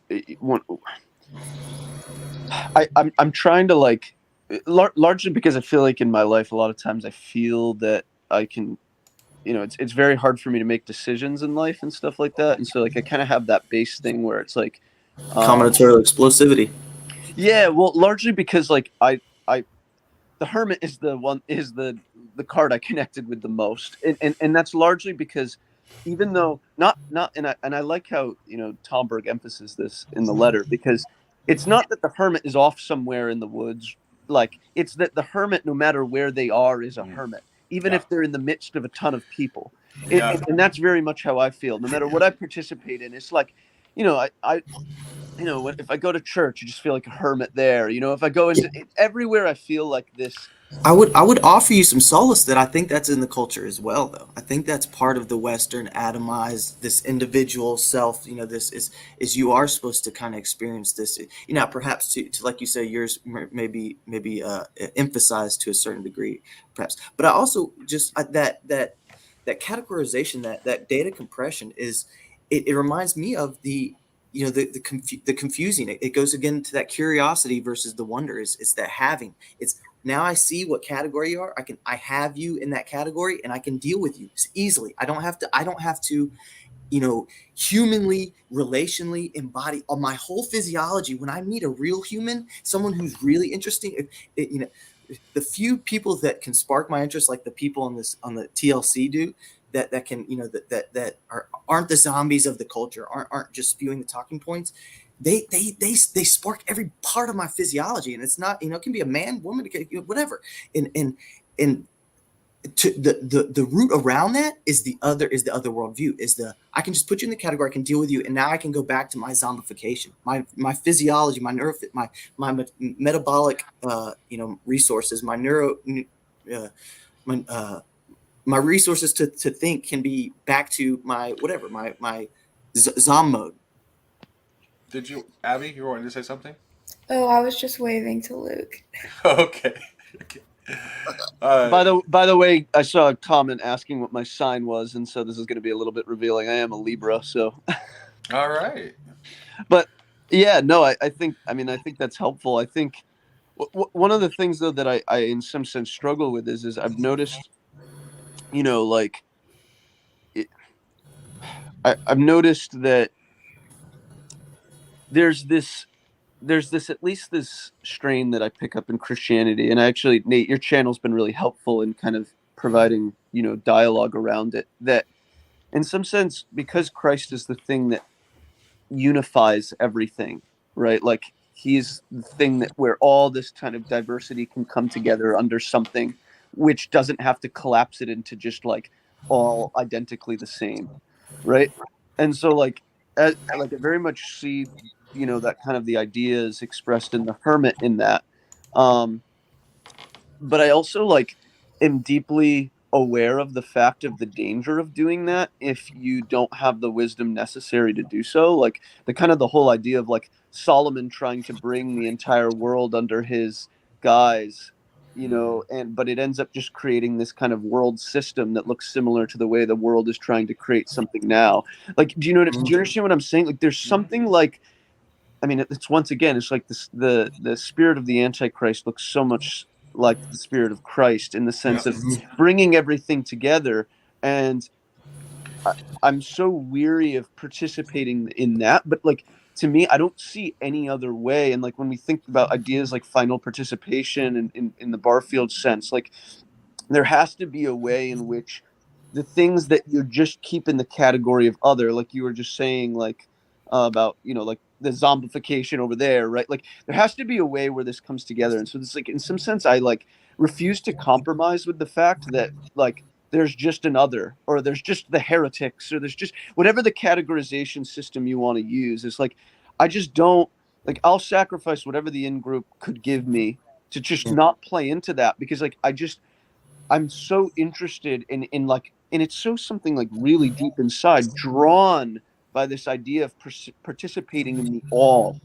And like that's what Christ has afforded me in a way that like nothing else has. It's like Christ doesn't just, and this is what I find so frustrating to be a part of Christian communities sometimes, is because it's like it seems so opposite the way they treat the group as to what I feel like Christ's message is no, we're bringing everything in. And it's like, I don't know how it's like, not he's saying this, but it's like, we don't know how we're going to do it yet. But like, that is the mission here. The mission is everything. Is everything. Yes. Right. That's And precisely so when Christian it. communities This compromise on that.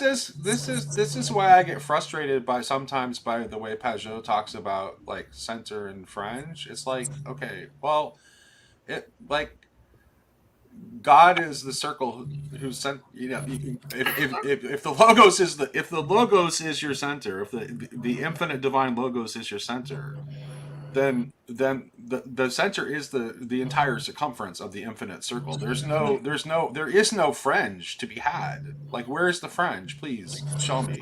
If you're thinking about it in terms of center and fringe, you're automatically thinking it in terms of the finite. Well, and to be fair to Peugeot, I would try and maybe say he would say it would have to be its proper place. Right. Yeah, That's what he would say. I don't think that Peugeot would not have an answer to that. Yeah, I'm just sometimes like, I think that there are people that are less brilliant than Peugeot and less nuanced than Peugeot that will take that language and apply it in ways that are probably not good. and I don't even think there's a doubt of that. I think we're living in it. We have I think a lot of the JV trauma from his Christian past is an example of that. I think here's what my experience, and one of the things that JV kind of just hit me over head with was there's many like him. There's many like JV that grew up in that. Well, to be frank, like John, it's funny. John's story is very, very parallel to my own. So like, and you know, John and I have like, our thinking is really similar. If you take what John Vervaeke thinks and what I think, and you put it side by side, and you just removed all the labels. I had never called myself a Christian, and John Vervaeke had never called himself a non-theist. Show me the difference between what we're saying. Right. I love it. Yeah, no. We're both pointing at relationality and love as the ground. I totally that resonates. We just choose to use different labels for talking about it. That's right, it. right. Like, what you focus more on kind of the mystical, imaginative element of it, and he focuses more on the kind of cog sci. Like, which means that there are people that are going to resonate more with the way that I talk about it, and there are people that are going to resonate more with the way that John talks about it. But as far as I'm concerned, we're in the same mission field, talking to the same people. Right. And it's interesting to me, like, you know, he doesn't necessarily use more of like the Barfield, Tomberg language and stuff, but, you know, he'll use other language. But it's like, yeah, exactly. If you see it at the higher level, you can see how the ideas kind of fit together actually quite nicely. And like, you know, I did buy the Catherine Pickstock book that you recommended him. I haven't read it yet, but I was like, oh, a book in which they both agree is really good. This is going to be something I check out. You know? Yeah, you know, we were supposed to have a conversation about that book with Jordan Daniel Wood, but then Jordan got sick, and then we were never able to reschedule. I'm still hoping that we can do that at some point. Please do. Yeah. I got to run, guys. Thanks for talking. See you later. Bye. Yeah, I just the one thing I just kind of wanted to pick back up was you know, that hurt that many have experienced in the, you know, more fundamentalist sects, and I also don't want to get into the, you know, the interdenominational kind of critique and nitpicking, but all I want to say is that I think there is, and perhaps was, I think there's a Christian way that can kind of overcome that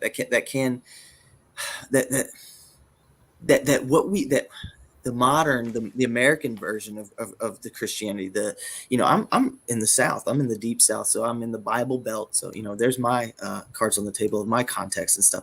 You know, I had to really kind of come back full circle to understand, you know, along with a lot of the JV help and understanding of his historical, cultural context, you know, confluences of, you know, where these people were coming from, and to kind of be able to empathize and say, all right, I understand now where they're coming from, and I understand where I disagree, and kind of where perhaps you know, drawing the lines of what's causing some of the issues, and like I said, not throwing, you know, criticism or blame, but just noticing in real world, like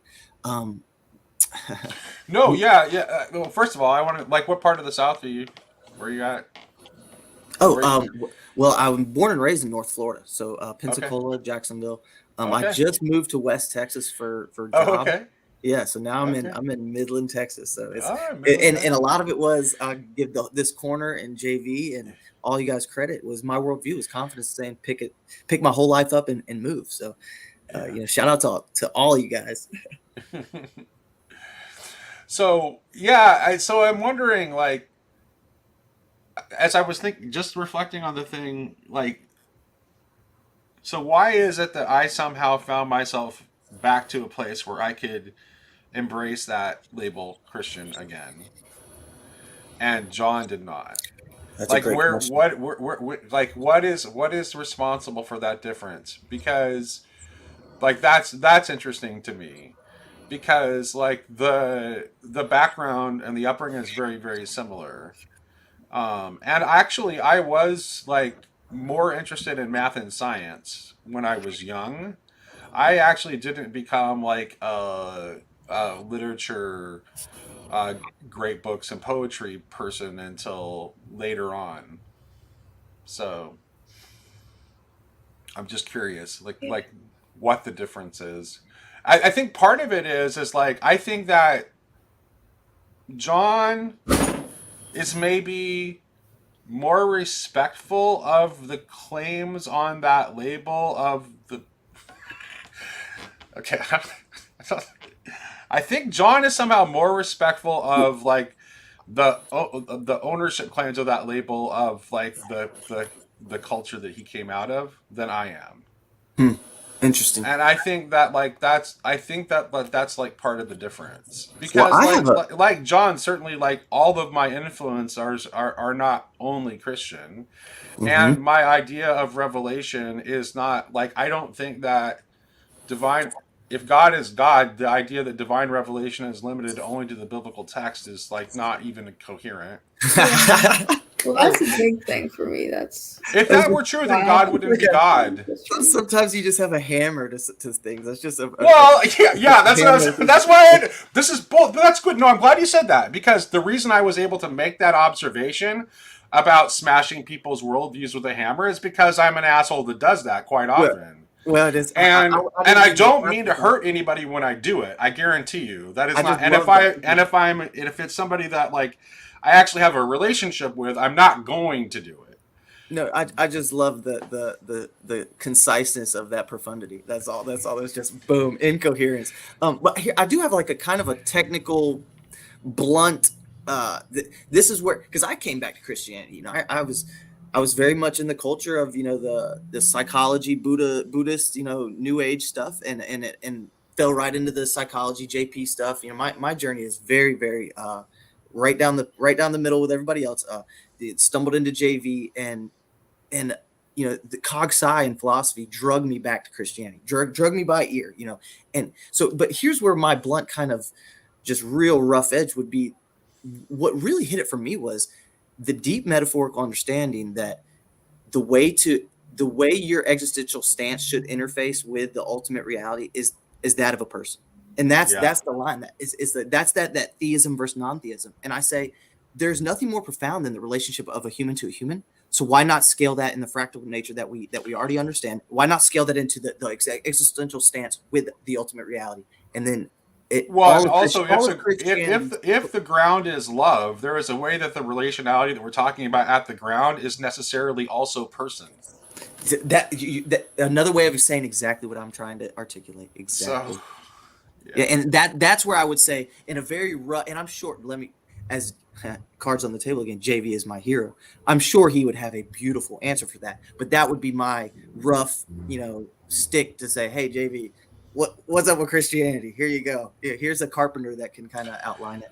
I mean, I personally, it's like I think John's amazing, and wouldn't want to. I can remember, like, when Well, and it wouldn't but be the first time I finally got to interact with him with the Flash in Chino, it's like, I went in for a handshake, and he just like immediately went and gave me like a big hug. He's just such a warm, yeah. wonderful person. Well, So. and obviously, I hope that the tone of mine isn't to, I'm not trying to convert JV. No. When you It's see honestly, something beautiful, it is completely natural to want to other people to see the beautiful Yes, thing that you and to see. someone I care, and to someone I care so much of, and respect so much, and to someone I owe my intellectual, and to owe my Christianity to so much of him. You know, is I would, it's not the conversion, it's the I would want to offer that to him, and you know, again, here's the hubris. I'm sure he has probably thought of that, you know, scenario, and like I said, I'm sure he probably has a great answer.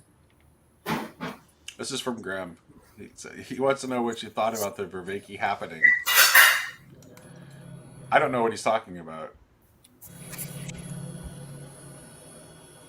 The I don't no entiendo.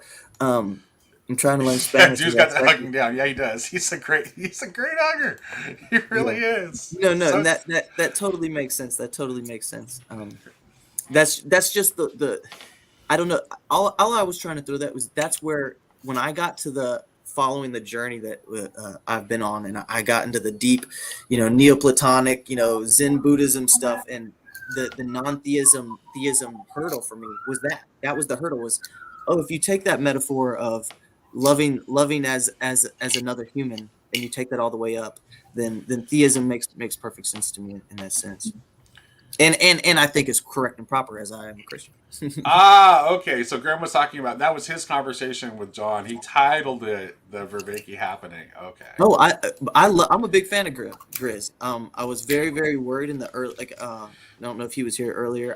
I've been in the TLC from dagnum near the beginning. Probably been a JV fan and following all his stuff for over 4 or 5 years now. 4 or 5 years, and yeah. So I was worried where Grimm was going to get in to fit in, but he's found a home. He's perfect. He's nailed. And his most recent stuff is his best stuff. And here's one too, just to kind of maybe throw out for conversation, is I was not a big believer of PVK when it first happened.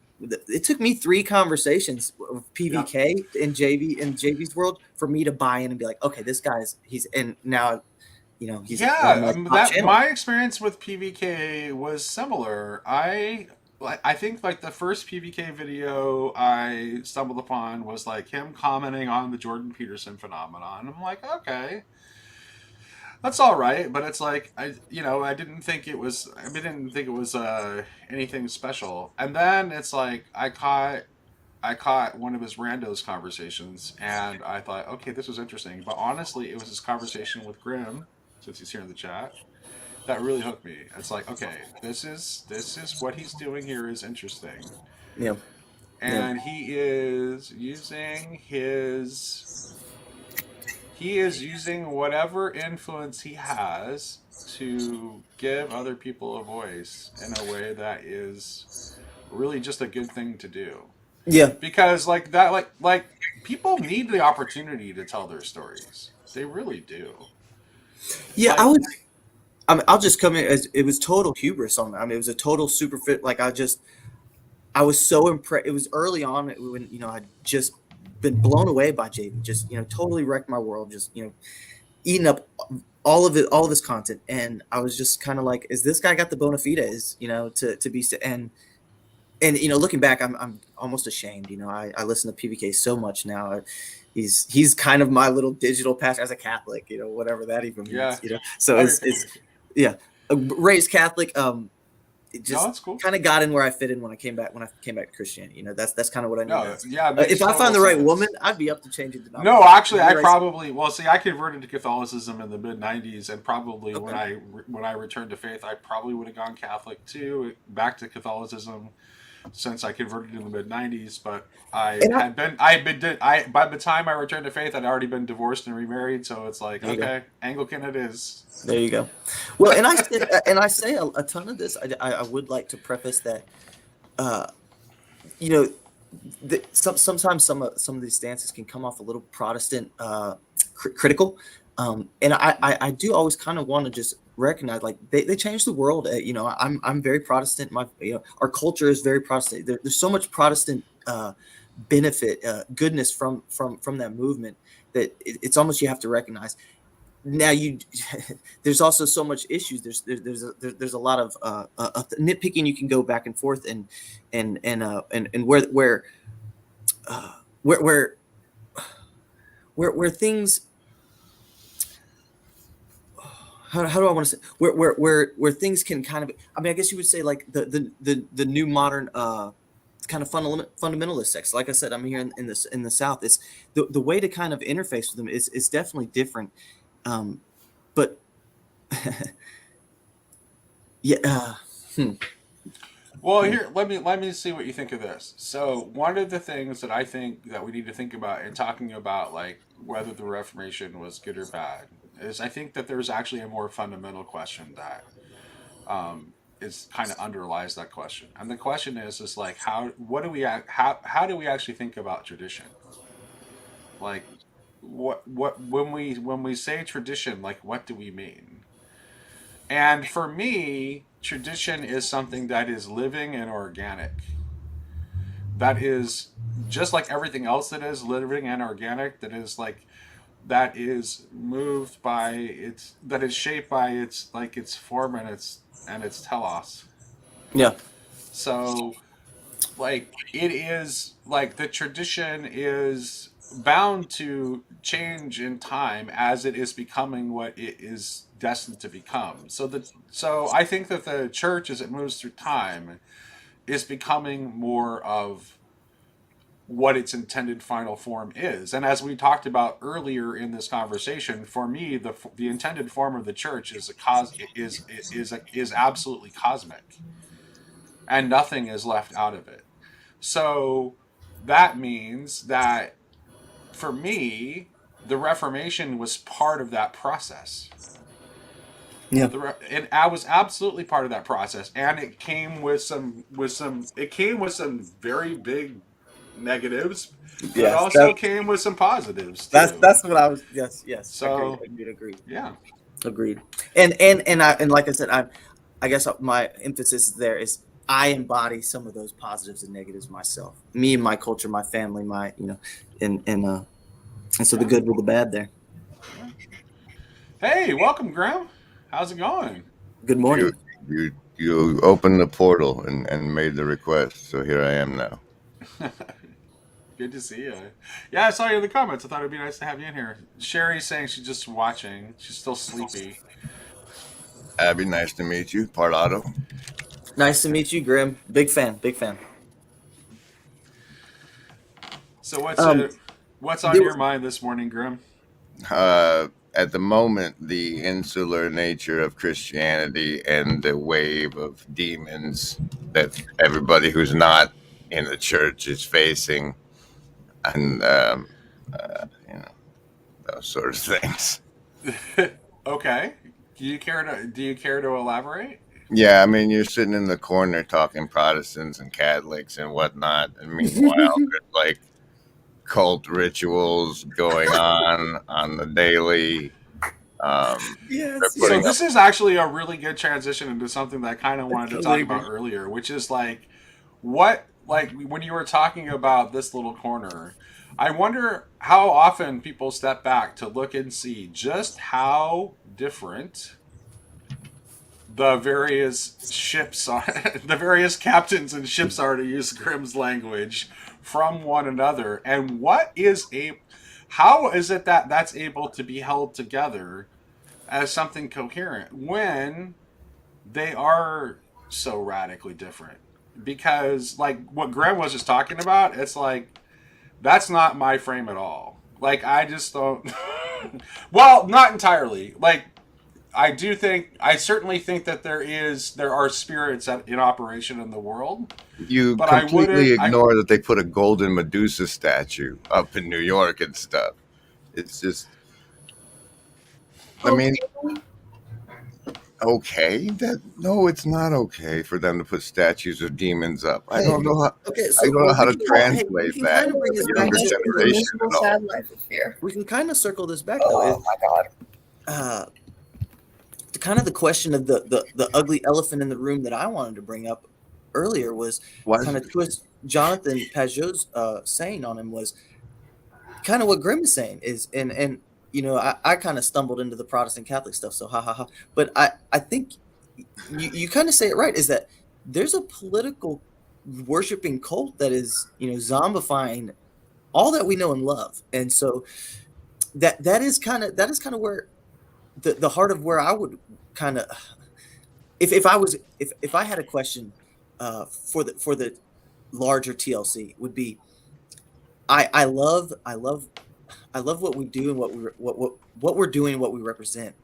And I agree with JV that the meaning is not in the political realm. But this is what the table is set. This is the reality that we are in. And there are gold Medusa statues being put up in New York.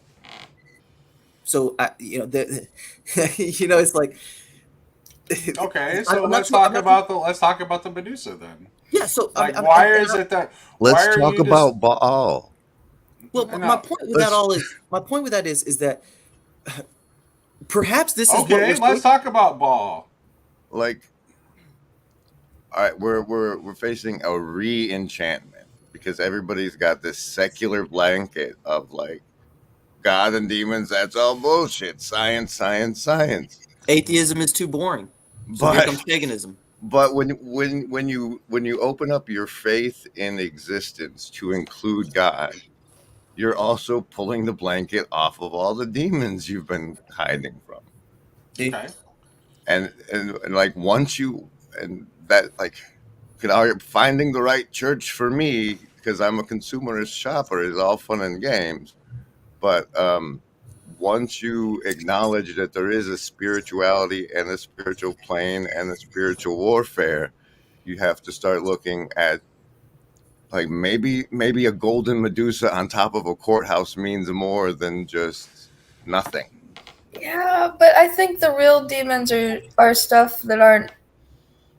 I think it's more like capitalism and like in loneliness and the whole individualistic mindset, and then everything being about money. Like to me, that's demonic, not a statue of Medusa. Like that's completely. That's like. Well, I think what we're saying I is think that- it's hilarious that he said Medusa because let me tell you about what happened in my D&D game last week. Here we go, synchronicity. In my D&D game last week, one of my players had like strongly hinted that they would like me to seed some classic modules within my D&D campaign. And one of the classic modules that they wanted me to seed was Keep on the Borderlands. In the Keep on the Borderlands, there is a cell that has a Medusa in it. And what the party ended up doing was they had previously uncovered a Helm of Alignment change, which changes like alignment is a concept of like the kind of like the cosmic orientation of a character toward the forces of good and evil, law and chaos. And the Medusa is a lawful evil monster. And so what they ended up doing was putting a Helm of Alignment change on the Medusa so that they can end up recruiting the Medusa to be an ally down the road. That's what happened in my D&D game. So, Graham, again, tell me, why are you terrified of the Medusa? I'm not terrified of anything. Okay. I'm concerned Yeah. about like the spiritual forces that have been at work the entire time of humanity's existence that we're born ignorant to in our sheltered Western existence, and that there's that. It's like those things are out there, and that's the salt water I try to bring to the estuaries. Mm-hmm. So it's like. Well, and I think that the statue of the Medusa is just the symbolic symptom, right? It's the symbolic manifestation of money, power, and politics. Abby mentioned, this money worship. I mean, money, power, and politics realm that we are all swimming and dancing in because our culture has lost its way. Our culture has lost its worldview. Our culture has lost its creation symbol. Our if you want to go to Oswald Spengler, it's lost. We're lost. How about that? We're lost. And that's Whoa. Before we get too far away from Medusa, I gotta throw out a thing because like back in my leftist days, the first art I ever wanted to commission was like a piece called Capitalism, which was like a portrait of Medusa where the snakes were feeding on themselves. See, that's cool because I've only That's the beautiful. interesting thing to me is how different ways myths can be interpreted. Because the way that I have heard of Medusa, at least the way that I think she's interpreted in the culture, is kind of the opposite of that. Not as oppression, but as like she was cursed, from what I understand, in a pretty vindictive way. Like she was victimized, and then like they blamed her, and then cursed her or whatever. And so it's kind of more of a symbol of like somebody at the fringes and at the margins who's been like victimized, kind of reclaiming their power and then getting victimized for it, which to me is kind of doesn't like it would be good if more people did that in the current sad like frame of things. But yeah, I guess you could also make it an Ouroboros thing. I mean, there's a lot of ways you could go. It's the cool thing about symbols. Meanwhile, I'm just thinking how hilarious it is that Grimm is a former leftist and I am a reformed neocon. I gotta love this little corner. Well, I went from basically history was settled and we won. Like obviously everything is so comfortable, we must have won. To history isn't over. When all of a sudden there was people camping in the park, and then wow, the layers and layers of lies, the kayfabe layer cake, and where I am now. So it's been a run. Kayfabe layer cake is beautiful. Oh my gosh, I love that. See, I like layer cake, but everybody kayfabe, so I just Kayfabe layer cake is definitely going to be used. Well, I sometimes use the layer cake image to talk about like reality. Well, that movie is one of the ones that it's one of the summum bonum, like shatter my worldview. Like you were talking about your hammer. Like I do movies that do that, and layer cake was one for me. So I do. I guess I kind of want to offer the tidbit to the Medusa derangement. You know that I share is that we do see this paganism. We do see this money. The quickest. The realm of money, politics, and power. We see that that is the realm we're worshiping. We have lost the transcendent realm. We've lost that vision. And so the question is, what do you do? What does the little old Grim Grizz do? What does Parlato do? What do I do? And what I've done is looked out and found this little digital community, this little tiny corner in the internet that is remembering this, that is embodying, even in this weird, harsh, simulacrum digital way. We're trying to remember that. We are trying to, I'm on a Saturday morning talking to these few people that I've never met, but yet I feel like I've known for so long, and we share so much already because of the history of this little corner and what and all that goes into that. And I think that is the answer is to keep being a good. It comes to Christianity again. I always want to preface it because I'm so new to this. Here comes my Christianity is to do good and to love and to love the others. That's when in Exodus, that's when in exile, and that's when in the Garden of Eden. That's the answer no matter what. That's what I found. That was the power that got me to rip my world and life out of North Florida and go to West Texas to try and make some money and maybe find a family. And go to, by the way, to get touch the political back end, go to where America really is changing, where I'm going to have to learn Spanish. I'm going to learn Spanish. I want to learn Spanish. I don't give it. This is where the new America is here in West Texas. So that would be my answer. That would be my great. That would be my offering to you, Grim. Is I agree with you. I see the scary Medusa, brother, and that's what I'm doing. But Grim, what do you want to do about it? I want to do the same thing as Osho did. Basically. Osho? I don't know that. They made a Netflix special about it. You get a bunch of people and you find a small town, and then you guys all move to that small town and have political power, and it becomes your town because that's how voting works. So I would like to see a logistic network for us. So you want to build a community that's insulated from what you see going down in the wider world. Yeah, I want to build a place for us, like a destination for the Underground Railroad. And there's like we can build an underground railroad, but right now we have no place to go to. So What would it take to get where you envision you need to go? Enough willing to find an apartment. I mean, it'd start with an apartment complex somewhere. So like we'd have to scout the location. I like the Pacific Northwest, like either Wyoming or Wyoming's not the Pacific Northwest. to me it is. To me it's like you got like the cartel lands. Nah, from but Montana's the California. cutoff. Montana is included. Wyoming's out. You don't like Wyoming, huh?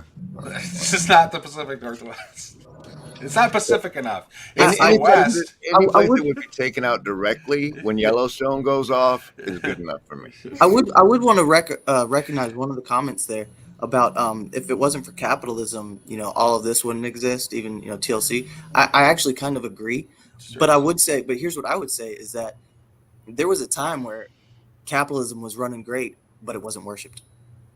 Christ and God were worshipped, and those men and women were still capitalists, and we could have that conversation. We go down that realm, but Let me just throw this about capitalism, right? Capitalism is based on enlightened self-interest, and those who got enlightened early realized it was way more profitable to just work off regular self-interest. Yeah.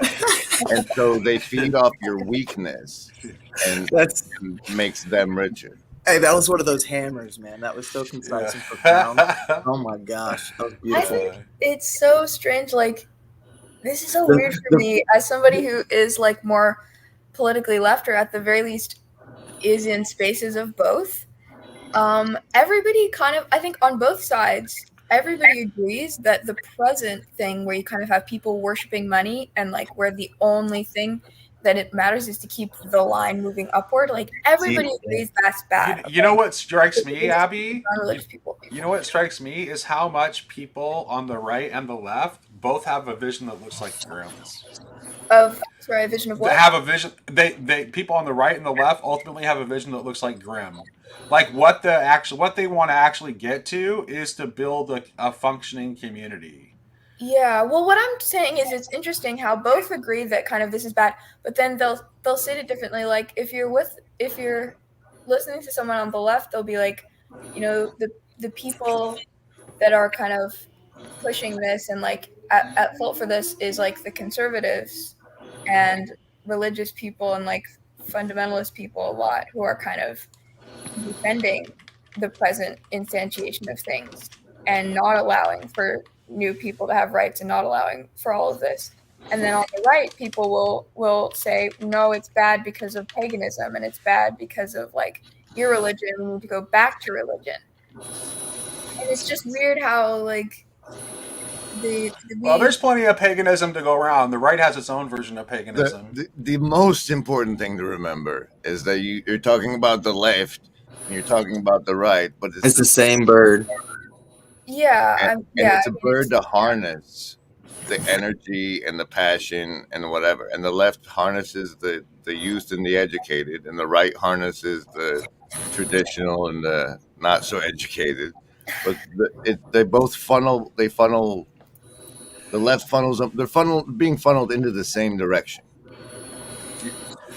That might be something that I really did. Yeah, I agree with that. Like even they're like say incels as far right. That's a thing, right? And then like the trans is the far left, but both are identifying by who they have sex with, who's allowed to have. It's both of them are sexual commodifications. No, trans people are not sexual commodification. No, They just want to exist. It's the right people who sexualize them. No, but it's the existence. I have the right to exist based on who I have sex with. the identity claim. Who they are is based on their sex, whether or not they're having sex and who they're having sex with. Oh, well, first of all, being trans doesn't have to do with sexuality. That's gay. I don't. The left right here gets real murky real fast, and it's probably not even necessary. The point here, in my opinion, is the loss of is the loss of realizing that there's an up. There is not a left or perhaps there is not. Perhaps the answer is not left or right, but up. But There's see, a not just there's because a of like who's gonna pin the blame? Like for instance, people on the right would say, well, we're what's funneling into this bad pattern of like overblown capitalism. I don't know if people in here like capitalism, so they'll wince when I say that it's bad, but whatever, you know what I mean? Like the whole worship of money, mammon, I'll say, is like people who are like trans and queer and want that added in, like those are bad. Whereas the people who are will say no, like it's opposite. They're trying to fix the problem in kind of contradicting ways, and I think it's not. You have they don't necessarily agree because, and maybe it's because of different definitions of including everyone and bringing everyone in kind of thing.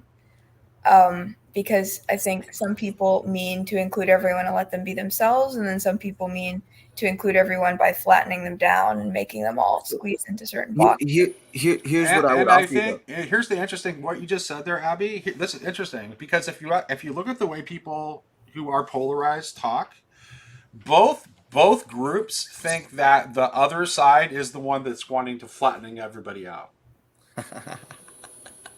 Yeah, and I think Why is yeah, that?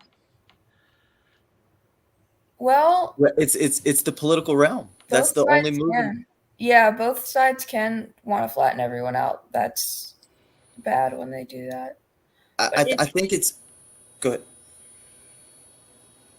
I think it's when you're when your stance is in the political realm, in the earthly realm. If when you have lost the vision to strive for the transcendent, the beyond, the unknown, the mysterious, then you that that's the only move. The only move is to look for power, and to power is to say, there I don't have this. I'm not here in this manner. I don't have these rights. So I need to be either raised to this level as everyone else, or everyone else needs to be brought down to this level as everyone else. Now, here's what I would offer: the meta politics here is there's a meta politics, and this is what I think JV tries to get, and this is where this is one thing I feel like we're doing a little bit of taboo is I don't think this corner, and perhaps maybe we need to do this, is the meta politics here is to realize both sides are supposed to be, all of politics is to be going towards the good. Is to change the policy. This is Leo Strauss. Is to change the policy towards a better policy,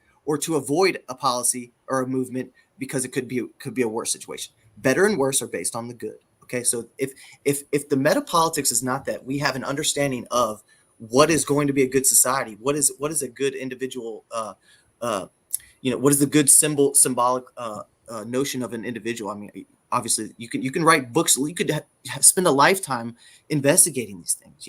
I think that's what a good human life can be, is having a good philosophical friendship, group of friends to talk about these things and investigate these things.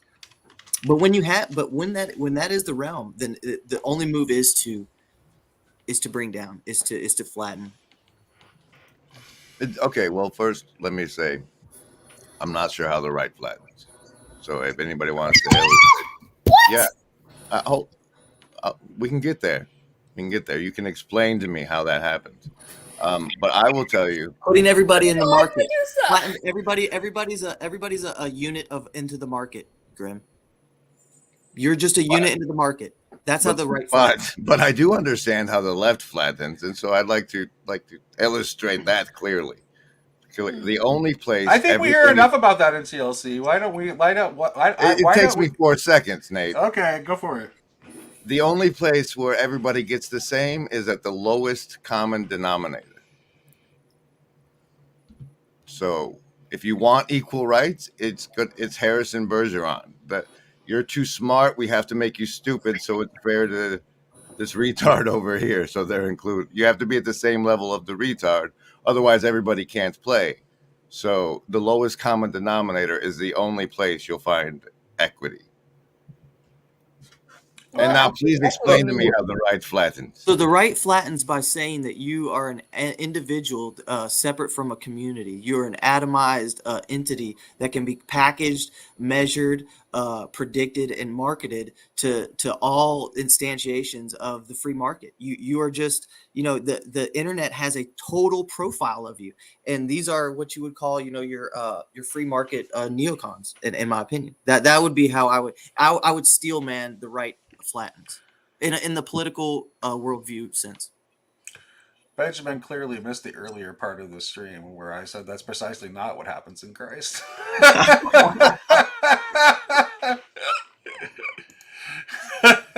I'll agree with what Branch says right there, that like slavery and evolution have gotten us to where we are now.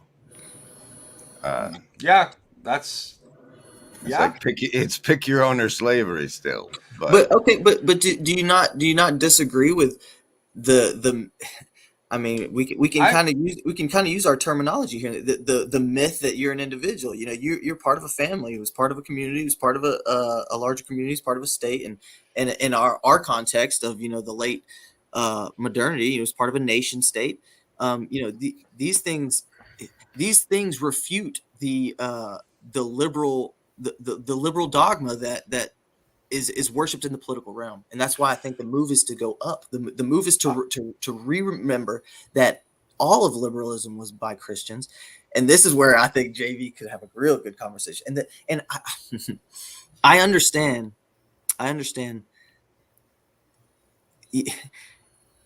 The answers will not be here. But this is my point with I think Jacob was bringing up in the stream yesterday was that. And I think Grimm just brought it up. Is the fact is there's gold Medusa statues being brought up where the old civic religion that was pseudo Christianity, those statues are being torn down. Okay, so whether we in this and perhaps the answer is to keep our heads down and keep just trying to be the best people we can be in this little corner, and see where it goes. But to sit here and blind and not recognize what's going on in the real world and say, hey man, there's a lot of scary political worshiping going on, and it can get violent and it can get scary quick. As a grown, that comes even when it's conspiracy outrage farming. Mm-hmm. Mm-hmm.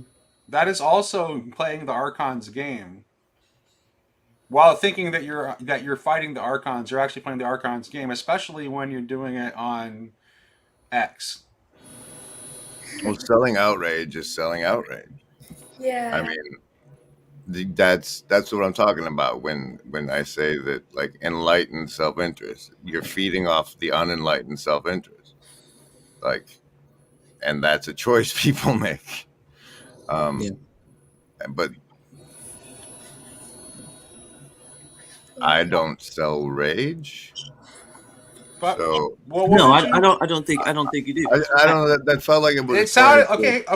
But Graham, it's like it was kind of like, why aren't you upset about the fact that they're putting up a statue of Medusa? That sounds to me like you're selling outrage. No. I'm like, you guys are busy arguing about Protestants. Yeah, you're busy talking about stuff that doesn't matter, while you should be paying attention to this thing over here that you should be outraged about instead. Not outraged. I'm just saying, like, it's sort of like the way the tide is coming in, guys. You guys are all sitting on the beach having a beautiful conversation around a campfire, but you're oblivious to the tide that's rising around you. And that's the salt water coming in, and that's what it's not. So you're trying to redirect our gaze, like I was talking about earlier in the conversation, because there's something that you see from Grim World that you are realizing that we're not seeing, and you're trying to help us see it because you think we're in imminent danger if we don't see it. If you guys don't start noticing what's around, I mean. It looks to me that we're going into this phase where Christians get fed to lions again. Wait, hey! And if I see it coming that way, then I'm not. Christians are in power. The conservative Christian right is like in power of this country. But what do you know about global politics? Oh, I'm not involved in. Yeah, I think I kind of like. Well, I don't think it's different. This is one where I see. For example, there's a bunch of people protesting in college that are pro-Palestine, and the dominant religion of Palestine would execute those people. That like they have no idea what the Sharia law is at You know all. what though? I It's think scary. in that case, I see like in the case of, I don't know a ton about Palestine or that whole conflict, but I think, we can agree that genocide is bad and killing civilians is bad. And so to me, people who are like protesting that are seeing beyond the kind of divides and beyond the They're being mobilized because of ideology. their naivety. Okay. And saying that maybe we shouldn't kill civilians because it's for human maybe I Well, but the thing is that Yes. Abby, whether they are being the useful pawns of people who actually want to see Jews murdered. You Yeah, know, this and maybe And this I gets think back to this is Hamlet then. Maybe this gets back to Hamlet just like everything does. Whatever you act in the world, in this world that we live in, when you take any action, you are going to be complicit in something bad. There's Mhm. no way to take an action in this the world that original is Right, sin, completely the original morally sin of all pure. things. right. You just have to act. You have to find the highest value that you can, which to me has to do with trying to, help people and yeah, maybe you're going to be manipulated and used this way and the other way. You just have to hold on to your But the thing action. is like these Wait. protesters, like they'll engage in complete denial of reality. Like there was like a Canadian college that just issued a statement, like saying that no Jewish women were raped Well, in the that's attacks, silly. right? Which is completely revisionist and Yeah, not I mean true. that's silly. Obviously, you Right, shouldn't. right, right, I exactly. think there's a way. I think there it's unfortunate people do it. I think there's a way to like try and protest, war crimes without having But to. see, okay, here's Yeah, the I thing don't though. like. But can we not jump to like war crimes and genocide without any actual warrant? First of all, if there's a genocide that's been going on, then why is the population continuing to increase? If it's a genocide, it's not a very competent one. I feel like Second, we're spiraling. Whoa, I whoa, feel whoa. like we're spiraling into a weird corner here. I don't necessarily know if the conversation should spiral this further down this direction. The only point that I even was trying to bring up with the political notion is that the the people that even Miss Abby here, who she's obviously not identifying as a Christian, but she's identifying with a group of people here in this corner that are saying that there's a highest value of love. Now, you can say Yeah. that's kind of a rough, rough draft of Christianity. You can kind of say that's what PVK has been mentioning as a civilizational Christianity, whatever you want to call it. That is merely the only distinction that I was offering was that, and I think that Grim Grizz highlighted in his abrupt coming in here with his golden Medusa notion is that there's a large swath of people, very very powerful, all around the globe, especially in our side of the world, that have this realm that they operate in where their values only reach these certain things. Money, power, and politics would be the Yeah. top three. Yeah. And that where this spirals into whether the Jewish state should have, whether, it's like I have unplugged me personally, and maybe this is my benefit, maybe this is my liberalism, maybe this is my privilege. I have so far unplugged from that conversation as I have gone, me personally, down those rabbit holes, both sides.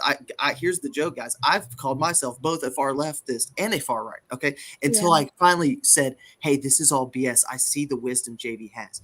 Now, the needle that needs to be threaded here, I believe, is that we can be in this corner of saying the answers do not rely in that worldview of money, power, politics. Yeah. But we must have the awareness and the wisdom to say that realm is still operating today. Okay. Yeah.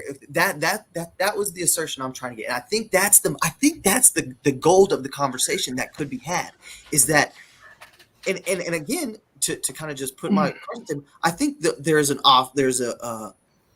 solution of, the Christian solution of, just love your others, do good by your others, whether you're in heaven or hell, you do good by you love God and do good by your others. Now that can get, hacked and divided up. And I think, all for it. Let's have that conversation. But the Jewish state versus Hamas, I'll check out here real shortly if we continue that. So. That my issue with that is that it too is a focusing of attention that is blinding people to the reality of what's going on. But I think it's really No, good. actually, I disagree strongly with that. I think actually Well, only we're if they're deciding not framing to it. get into it is the thing. What was that? We're deciding not to get into it. Right, right. Okay, here's I a don't question. know. I'm glad that you came in here, my beautiful chaos monkey, because Me too. I think the fact that like it's fine. Like if we never have the conversations where there is tension and it is difficult, then we're just full of shit.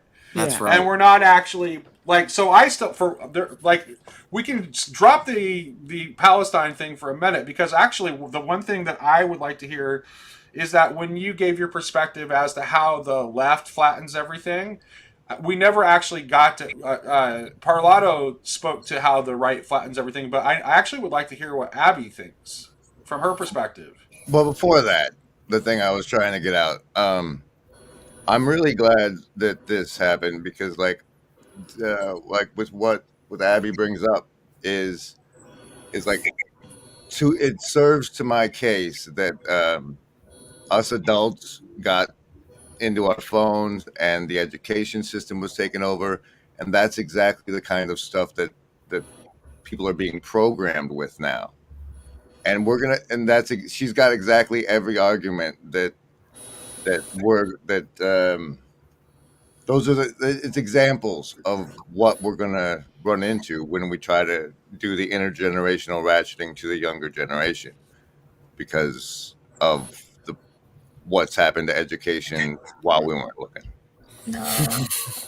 Why we weren't looking is a lot, by the way. But go ahead. I just want to say, why don't we frame the conversation from here on out as how do we be wise as serpents and harmless as doves? Yeah, I'll work because on the dove I part. agree with what everyone's saying of like the central idea is love, God, and like love and do good to people.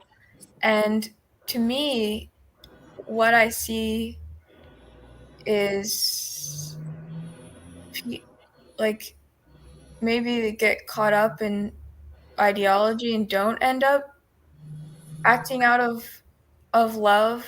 And maybe I've just found myself in a nice corner of the left as opposed to the really poisonous areas of it, and I'm biased in that regard, just like I found myself with a good therapist and therefore I'm going to be like therapy's great, whereas obviously there's areas where it's bad. The the way that I see it, after being raised very much in the both religious conservative fundamentalist and the political like hyper conservative right, is that those people they don't have a lot of empathy and tend to like to look at people with suspicion and just end up hurting a lot of people. And I guess the only area in which I actually have experience with this is with like queer people. And so I don't really know about like the political realm because I literally don't even have a job or anything. So I can't talk about that. But I know that in the world of like queer people, to me it's very simple. There's a group of people that are being hurt and just want to like live their lives, and the conservative people tend to deny or like flatten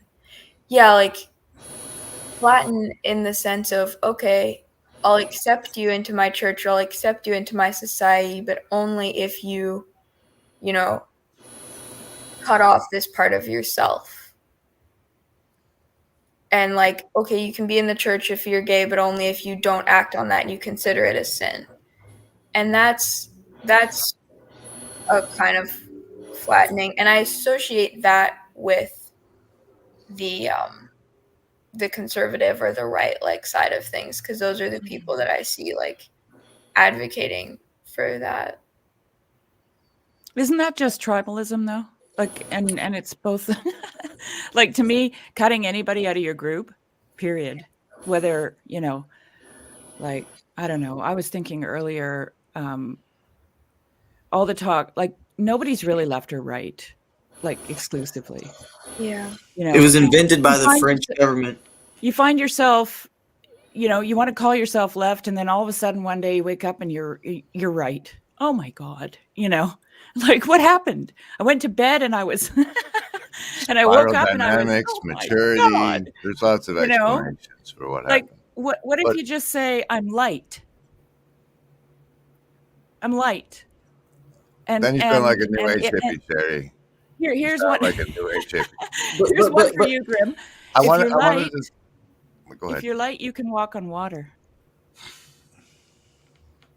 I just wanted to note that the differences in flattenings, that like Flattening? the one What that does Abby that was mean? talking about is like the person gets flattened into a shape, and then the flattening that I see on the other side, it's everybody gets flattened down to the lowest level. It's the parts that we have to cut off to flatten is competent. And Here's what I would go ahead. like the parts that are getting cut off are more valuable to society. I almost want to do a Nate move here and say, if we're gonna sit here with these left-right distinctions, which, like I said, were invented, I think in the no, I 1850s. was just closing it up because we were For sure, talking okay. about the flattenings. Okay. Well, then let's close it up. Let's Wait, close the loop for sure. I just want to be clear, Grim. So when you say flattening, you mean, are you talking about a kind of equality? Well, the secret church that worships Opus Dei, or not Opus, but Dei, the DEI thing. That's Harrison Bergeron to me. The to include everybody, you have to squish everybody down to the lowest common denominator. Do you? Yeah, which is demonic, which is satanic, right? Yeah. Because flattening anything is violent, in my opinion. It's like So- I saw it like it's a stupid place to see it, and it's not the best example, but it's like they have this old mining town that's a ghost town that you go visit, and because it has to be for everybody to get to go and check it out, they have to sterilize it and sanitize the experience down to nothing. Mm. And then it's just another walk through with the rest of the herd at the amusement park, look at the thing, take the picture, you know. Yeah. Whereas like checking out an old mining town could be cool if like I don't know, it's that Like I guess Everest, it's not the like best what's happened to example. Mount Everest. Yeah, and it seems like okay, so what comes to mind with your example, and I think it's actually a really good example, because what it's reflecting is basically a kind of a disgust mechanism, which, if I remember correctly, is quite dangerous, right? So, and COVID really highlighted this, right, in human beings. So suddenly there was a disease and you couldn't see it and you didn't know where it was, and so you had to be afraid of everything. And after, I don't know, what was it, 2-3 years of that, everybody started to be afraid of each other because suddenly they were disease carriers, right? Which is like, for me anyway, it's an indication of what the diabolos does, right? It casts apart. It doesn't throw together. So and that analogy of disease and disease carriers, that gets right down to mind viruses, right? Where people think, oh, she thinks that? That's dangerous. When it's I clean and can't- unclean. Yeah, it's clean and unclean. It's all that stuff, right? And so in order But that's the going vertical.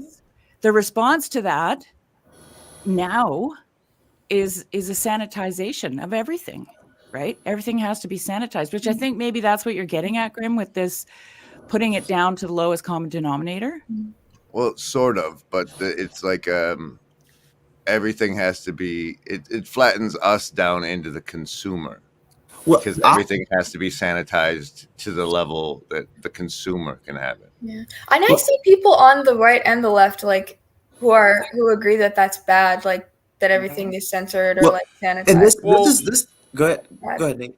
Yeah, well, that's what I was trying to hint at earlier when I was talking about if you look at like if you look at people's like sort of like romantic visions of how they want to live on the polarized right and the polarized left, and you actually seriously take a look at them like the idyllic life of the hard right traditional conservative tratty and the ideal life of the ultra progressive lefty, they look remarkably similar.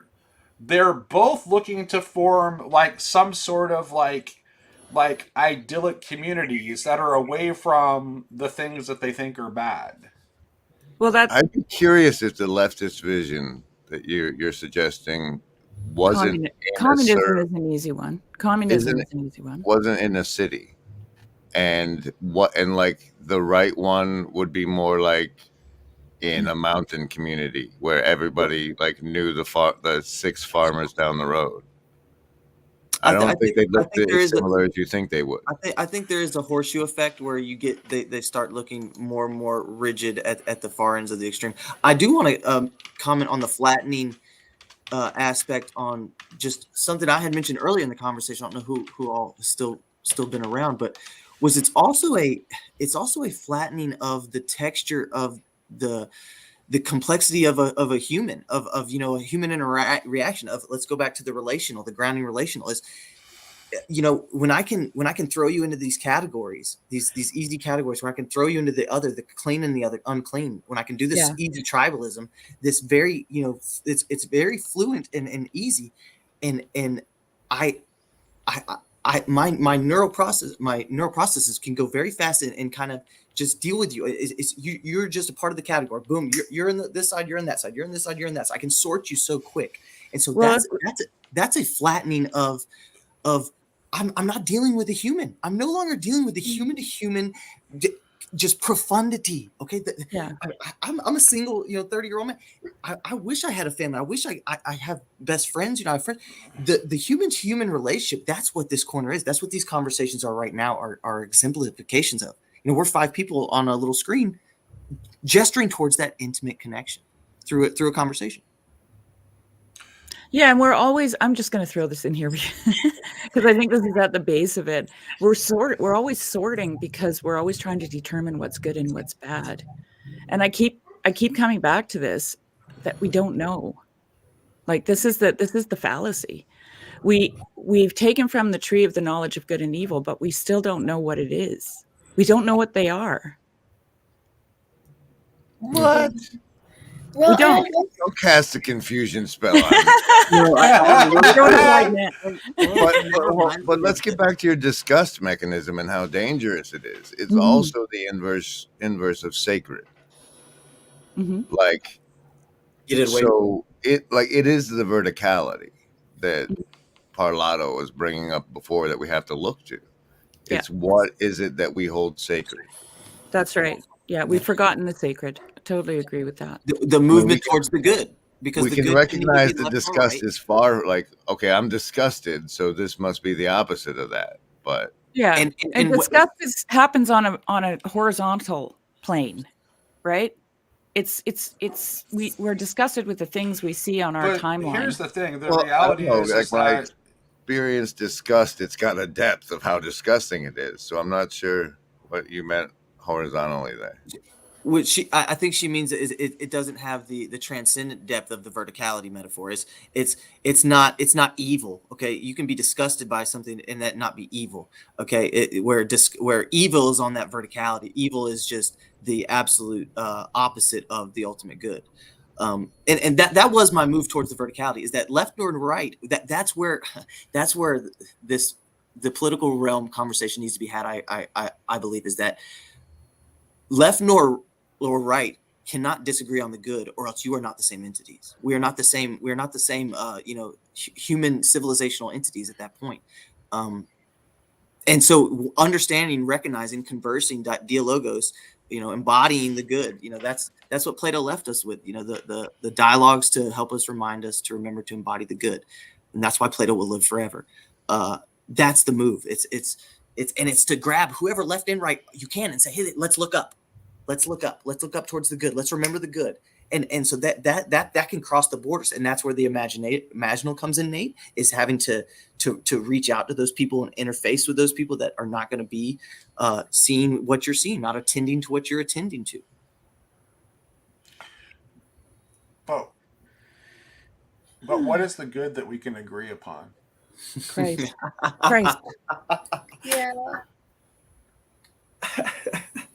Yeah, well, I would say this. I would say it looks really messy and ugly right now, but my vision is not as dark as Grimm's, because what I see underlying all the mess is I see the continuing rippling effects of the incarnation, and that we are realizing the implications of that in terms of seeing the sacred in the human face, because when the face of God is revealed as a human face, that changes everything, and it gets messy sometimes, and we struggle to see that. But I think that there are a lot of people that disagree with each other on a whole lot of things, that are still operating from the standpoint of trying to attempt to see other human beings as sacred. So I think Grimm is trying to see other human beings as sacred, and so is Abby. And they're very far apart from each other in terms of worldview. But there's something still fundamentally Christian about what both of them are doing, because it is rooted in the sense of the sacredness of the human being. That's so beautifully put. And so, but they disagree about how to honor that sacredness somehow. I think it's being exemplified in this conversation. Like, I think I'm so glad I joined this morning. That's all. I'll just leave it at that. I'm so glad I joined this morning. Yeah, I guess we disagreeing on how to implement it. I don't think so. Yeah, I would almost say again. You don't think we have the same value? I just think that you way underestimate how dark and evil this place is. I'm sorry that you wasn't here. What if we talk about because I think the reason that we're having this conversation is because we're in the throes of transformation. Oh, I thought it was because my bud Nate was streaming and he said, "Hey, you want to come on?" There's that too, but Nate wouldn't be streaming if we weren't in the throes of transformation. I'm gonna passively listen now. Adios. All right, nice to meet you, Parlato. God bless. Yeah, another time. We'll do another time. Yep. But so I'm wondering if maybe we should talk about the nature of transformation. Like what is it about transformation that evokes a sense of adventure, but also a sense of fear? And what is it that we need to overcome the fear? Well, I would say that it's about the vision, right? So it's about how. I started this poem reading Edwin Muir's poem Transfiguration. Oh, I didn't. Which is a very different. Can you do it again? Yeah, okay. Do it again. Yeah. Scrolling back up to the top. The Transfiguration by Edwin Muir. So from the ground we felt that virtue branched through all our veins till we were whole. Our wrist is fresh and pure as water from a well. Our hands made new to handle holy things. The source of all our seeing, rinsed and cleansed, till earth and light and water entering there gave back to us the clear unfallen world. We would have thrown our clothes away for lightness, but that even they, though sour and travel stained, seemed, like our flesh, made of immortal substance. And the soiled flaxen wool lay light upon us, like friendly wonders, flower and flock entwined, as in a morning field. Was it a vision? Or did we see that day the unseeable, one glory of the everlasting world, perpetually at work, though never seen, since Eden locked the gate that's everywhere and nowhere? Was the change in us alone, and the enormous earth still left forlorn, an exile or a prisoner? Yet the world we saw that day made this unreal, for all was in its place. The painted animals assembled there in gentle congregations, or sought apart their leafy oratories, or walked in peace, the wild and tame together, as if also for them the day had come. The shepherds' hovels shone, for underneath the soot we saw the stone clean at the heart, as on the starting day. The refuse heaps were grained with that fine dust that made the world. For he had said, to the pure all things are pure. And when we went into the town, he with us, the lurkers under doorways, murderers with rags tied round their feet for silence, came out of themselves to us and were with us. And those who hide within the labyrinth of their own loneliness and greatness came. And those entangled in their own devices, the silent and garrulous liars, all stepped out of their dungeons and were free. Reality or vision, this we have seen. If it had lasted another moment, it might have held forever. But the world rolled back into its place, and we are here, and all that radiant kingdom lies forlorn, as if it had never stirred. No human voice is heard among its meadows, but it speaks to itself alone. Alone, it flowers and shines and blossoms for itself while time runs on. But he will come again, it said, though not unwanted and unsummoned. First, for all things, beasts of the field, and woods, and rocks, and seas, and all mankind from end to end of the earth will call him with one voice. In our own time, some say, or when the time is ripe. Then he will come. Christ the uncrucified, Christ the discrucified, his death undone, his agony unmade, his cross dismantled, glad to be so, and the tormented wood will cure its hurt and grow into a tree in a green springing corner of young Eden, and Judas damned take his long journey backward from darkness into light, and be a child beside his mother knee, and the betrayal quite undone, and never more be done. Yeah, that's yeah. Nice Judas mercy at the end there. That's unusual. Well, it's not unusual for Grail Country. Not unusual for Grail Country, no. That's pretty much Grail Country theology in a poem. It gets worse than that, Grim. It's not just Judas we have compassion for. Yeah. You have seen the Sympathy for the Devil video, right? Probably not. I don't need any. I have enough sympathy. So why transform? Why aren't we perfect the way we are? Because that's not how persons are made, I would say. No, I mean, but that's what that Sherry wanted to steer us toward transformation, did she not? Yeah, okay. I'm going to read a quote by Goethe about transformation. The basic quality of the living unity is to divide itself, to unite itself, to flow into the general, to remain in the specific, to transform itself, to specify itself, and like the living may make itself obvious under 1,000 different circumstances, to break forth and to vanish, to solidify and to melt, to freeze and to flow, to expand and to contract. Since all of these effects occur in the same time moment simultaneously, all and everything can happen at the same time, arising and expiring, creating and destroying, in the same sense and the same way. Therefore, the specific, which is occurring, appears always as a picture and analogy of the general. I think that's the perfect description of the processes that we're involved in, right?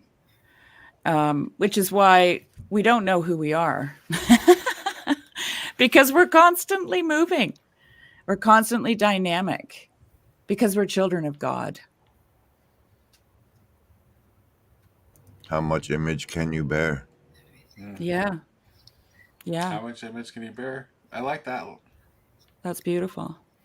Yeah. Grimm's a poet at heart. Of course he is. He uses his poetic gift for memes. Well, he sees it. He sees it. He sees it connected, right? That's an interesting thought that I'd never thought of before. Are the real mimetic geniuses? Is that an evolution of? Is that a new evolution of poetry?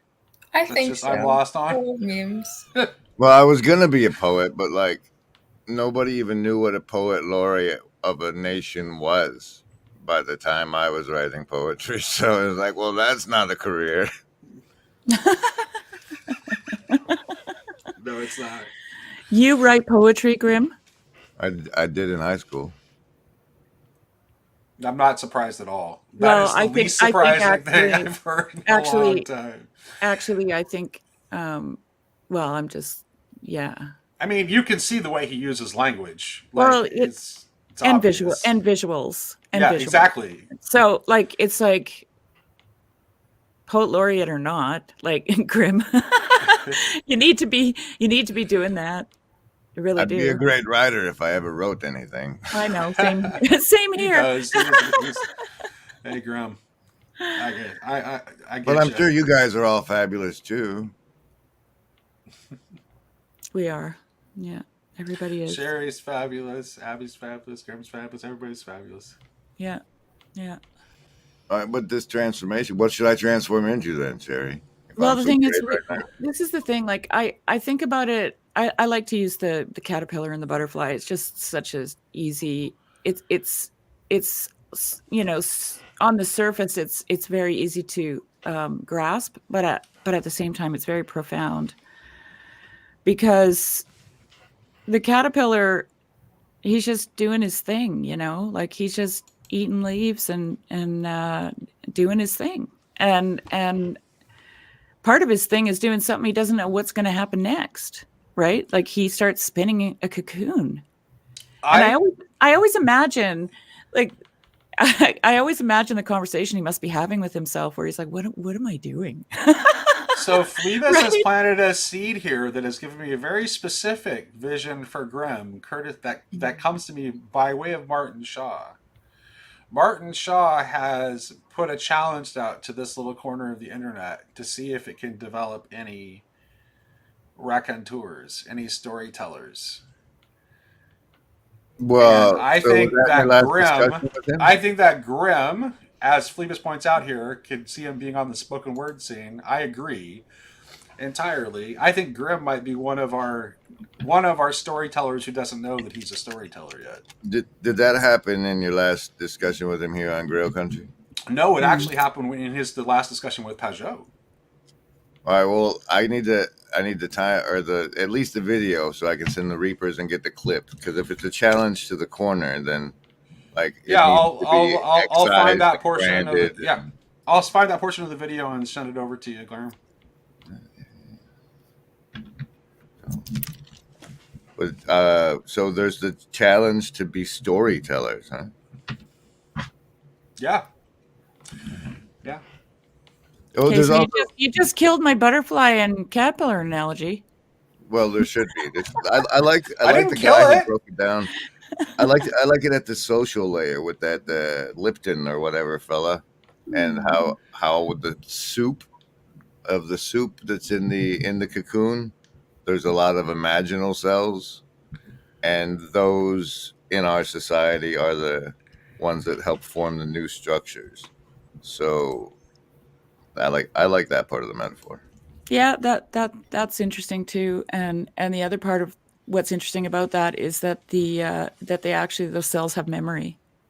Mhm. Yeah. Anyway, I forgot what I was saying about that. That's one of my favorite things from that Gnostic poem, The Pearl. It's like, remember who you are. Mhm. Remember why you came here. Because like if you take the movie Dogma that Kevin Smith guy made, Mhm. like where they had God be Alanis Morissette, he had a fetish for playing skee ball, and so they put him like gaffled him while he was in a human playing skee ball and put him in the coma. And it's like just this whole notion of like that you can cognitive function like if you didn't remember, if you did, like if you woke up with amnesia tomorrow, what would you be like? Mhm. And if you were divine and forgot you were divine, what would you be like? And just that whole realm of That how whole much thought of our experiment. world, Yeah. how much of our world is what we can remember and what we can't. Yeah, it's huge. I don't know if you caught it, Grim, but I had a conversation recently with Jed and Chris Green, and that became like a memory became a big theme of that conversation because I was talking about like Chris Green in one of the essays on his Substack he was talking about Bulgakov's eschatology, and he was talking about like Christ's words of in instituting the Eucharist of remembrance, of do this in remembrance of me. And I kind of like riffed on that to talk about like the importance of memory. Yeah, but then is memory is remembering memory? No, but let's just take a moment. Bulgakov's eschatology. Yeah. That's where I got lost in whatever you Oh, were saying. Sergei Bulgakov is a Russian Orthodox theologian, and eschatology is the theological study of the last things. That was what we were talking to him about because he'd written a 4-part essay series on his Substack about it. About what some other guy thought about the end of things. Yeah, because when people have profound ideas, that like it leads you to reflect upon them and reconsider them. Well, he And some, riffs on them, right? He takes yeah, what the dude said and riffs yeah, a bit, yeah. like a We little ended up. That's jazz. exact. Yeah, the whole conversation was a big riff. Yeah, yeah. It was a theology jam session, shall we say?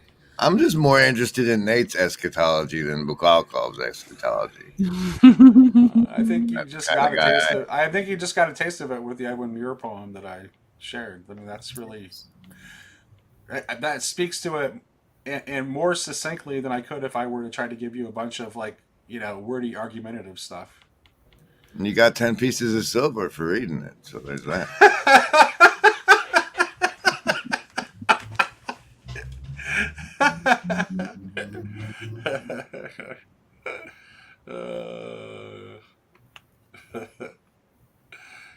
Kaido Loveboat tells us to begin, and I don't know where to begin. So, someone's Abby, steer us somewhere.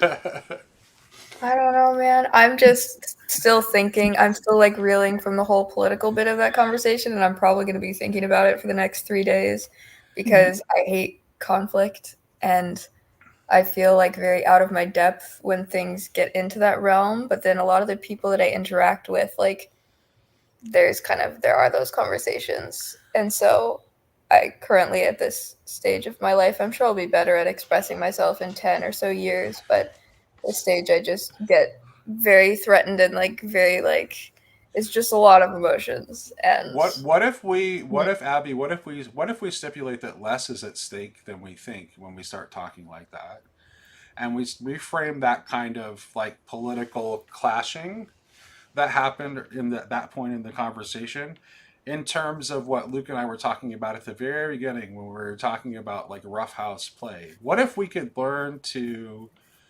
But is have it the though? Because it really humility feels to like think people's that lives are maybe at we stake. don't have all the answers and we could roughhouse play with each other and have these kind of conflicts in a way that's not permanently damaging to anybody. Would that be a good thing that you and Grim can both get behind? I feel north of the wall. Yeah. Like Abby's this Jon Snow character, and we're all just like, like there's demons coming. Here's a little what it's like. Just a little sparring practice. Am I the Defense against the demons? dark I'm arts, fine with right? being the demons. No, you're Jon Snow. I It's don't a know. Game of Thrones thing. You're a new recruit getting practice. I'm not gonna be recruited into your fear mongering. The White Walkers are coming, whether or not you're scared of them. It's not a big deal. We're just, No. but no, there's no hard feelings, political swordplay. Like we're No. all friends again. I guess it would be good if I like that's what I want, right? Because I think that's what's good is if people can like have a stable point of communion and then argue, but it doesn't have to like be super conflicted. But then I feel like kind of like my life a lot of the time is on the line in these kinds of discussions just because the implications of them or like Yeah, but what if you're both right? Like, what if the White Walkers are coming? well, I think they are. I mean, I think there's definitely threats and like evil in the world being the worship of mammon and like individualism and stuff. I think that we all agree is like bad.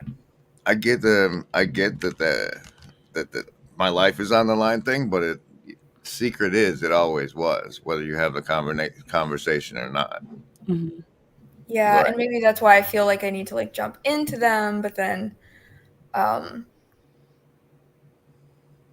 then it can just get really messy and We want what's best for you. Yeah. You don't always have to jump in, Abby. Friendly swordplay in a safe environment prepares you to defend the truth when the blades are real. So, John, Yeah. Slicarius, then how come you won't practice move hurt with me? I think you just volunteered to do it. Just painted himself in a corner. All right, I'm gonna get to my morning, people. Have a wonderful time. Yeah, it was good to have you on, Grim. Yeah, see you, Grim. Definitely liven things up. Anything that I've been going for about 2.5 hours now, so I think I'm ready to tap out unless someone else new wants to jump on or you guys have a direction you want to turn the conversation. No, I'm good. All right. Well, thanks for joining me. Hope See you enjoy you. the rest of your day. Bye-bye. Bye, Nate.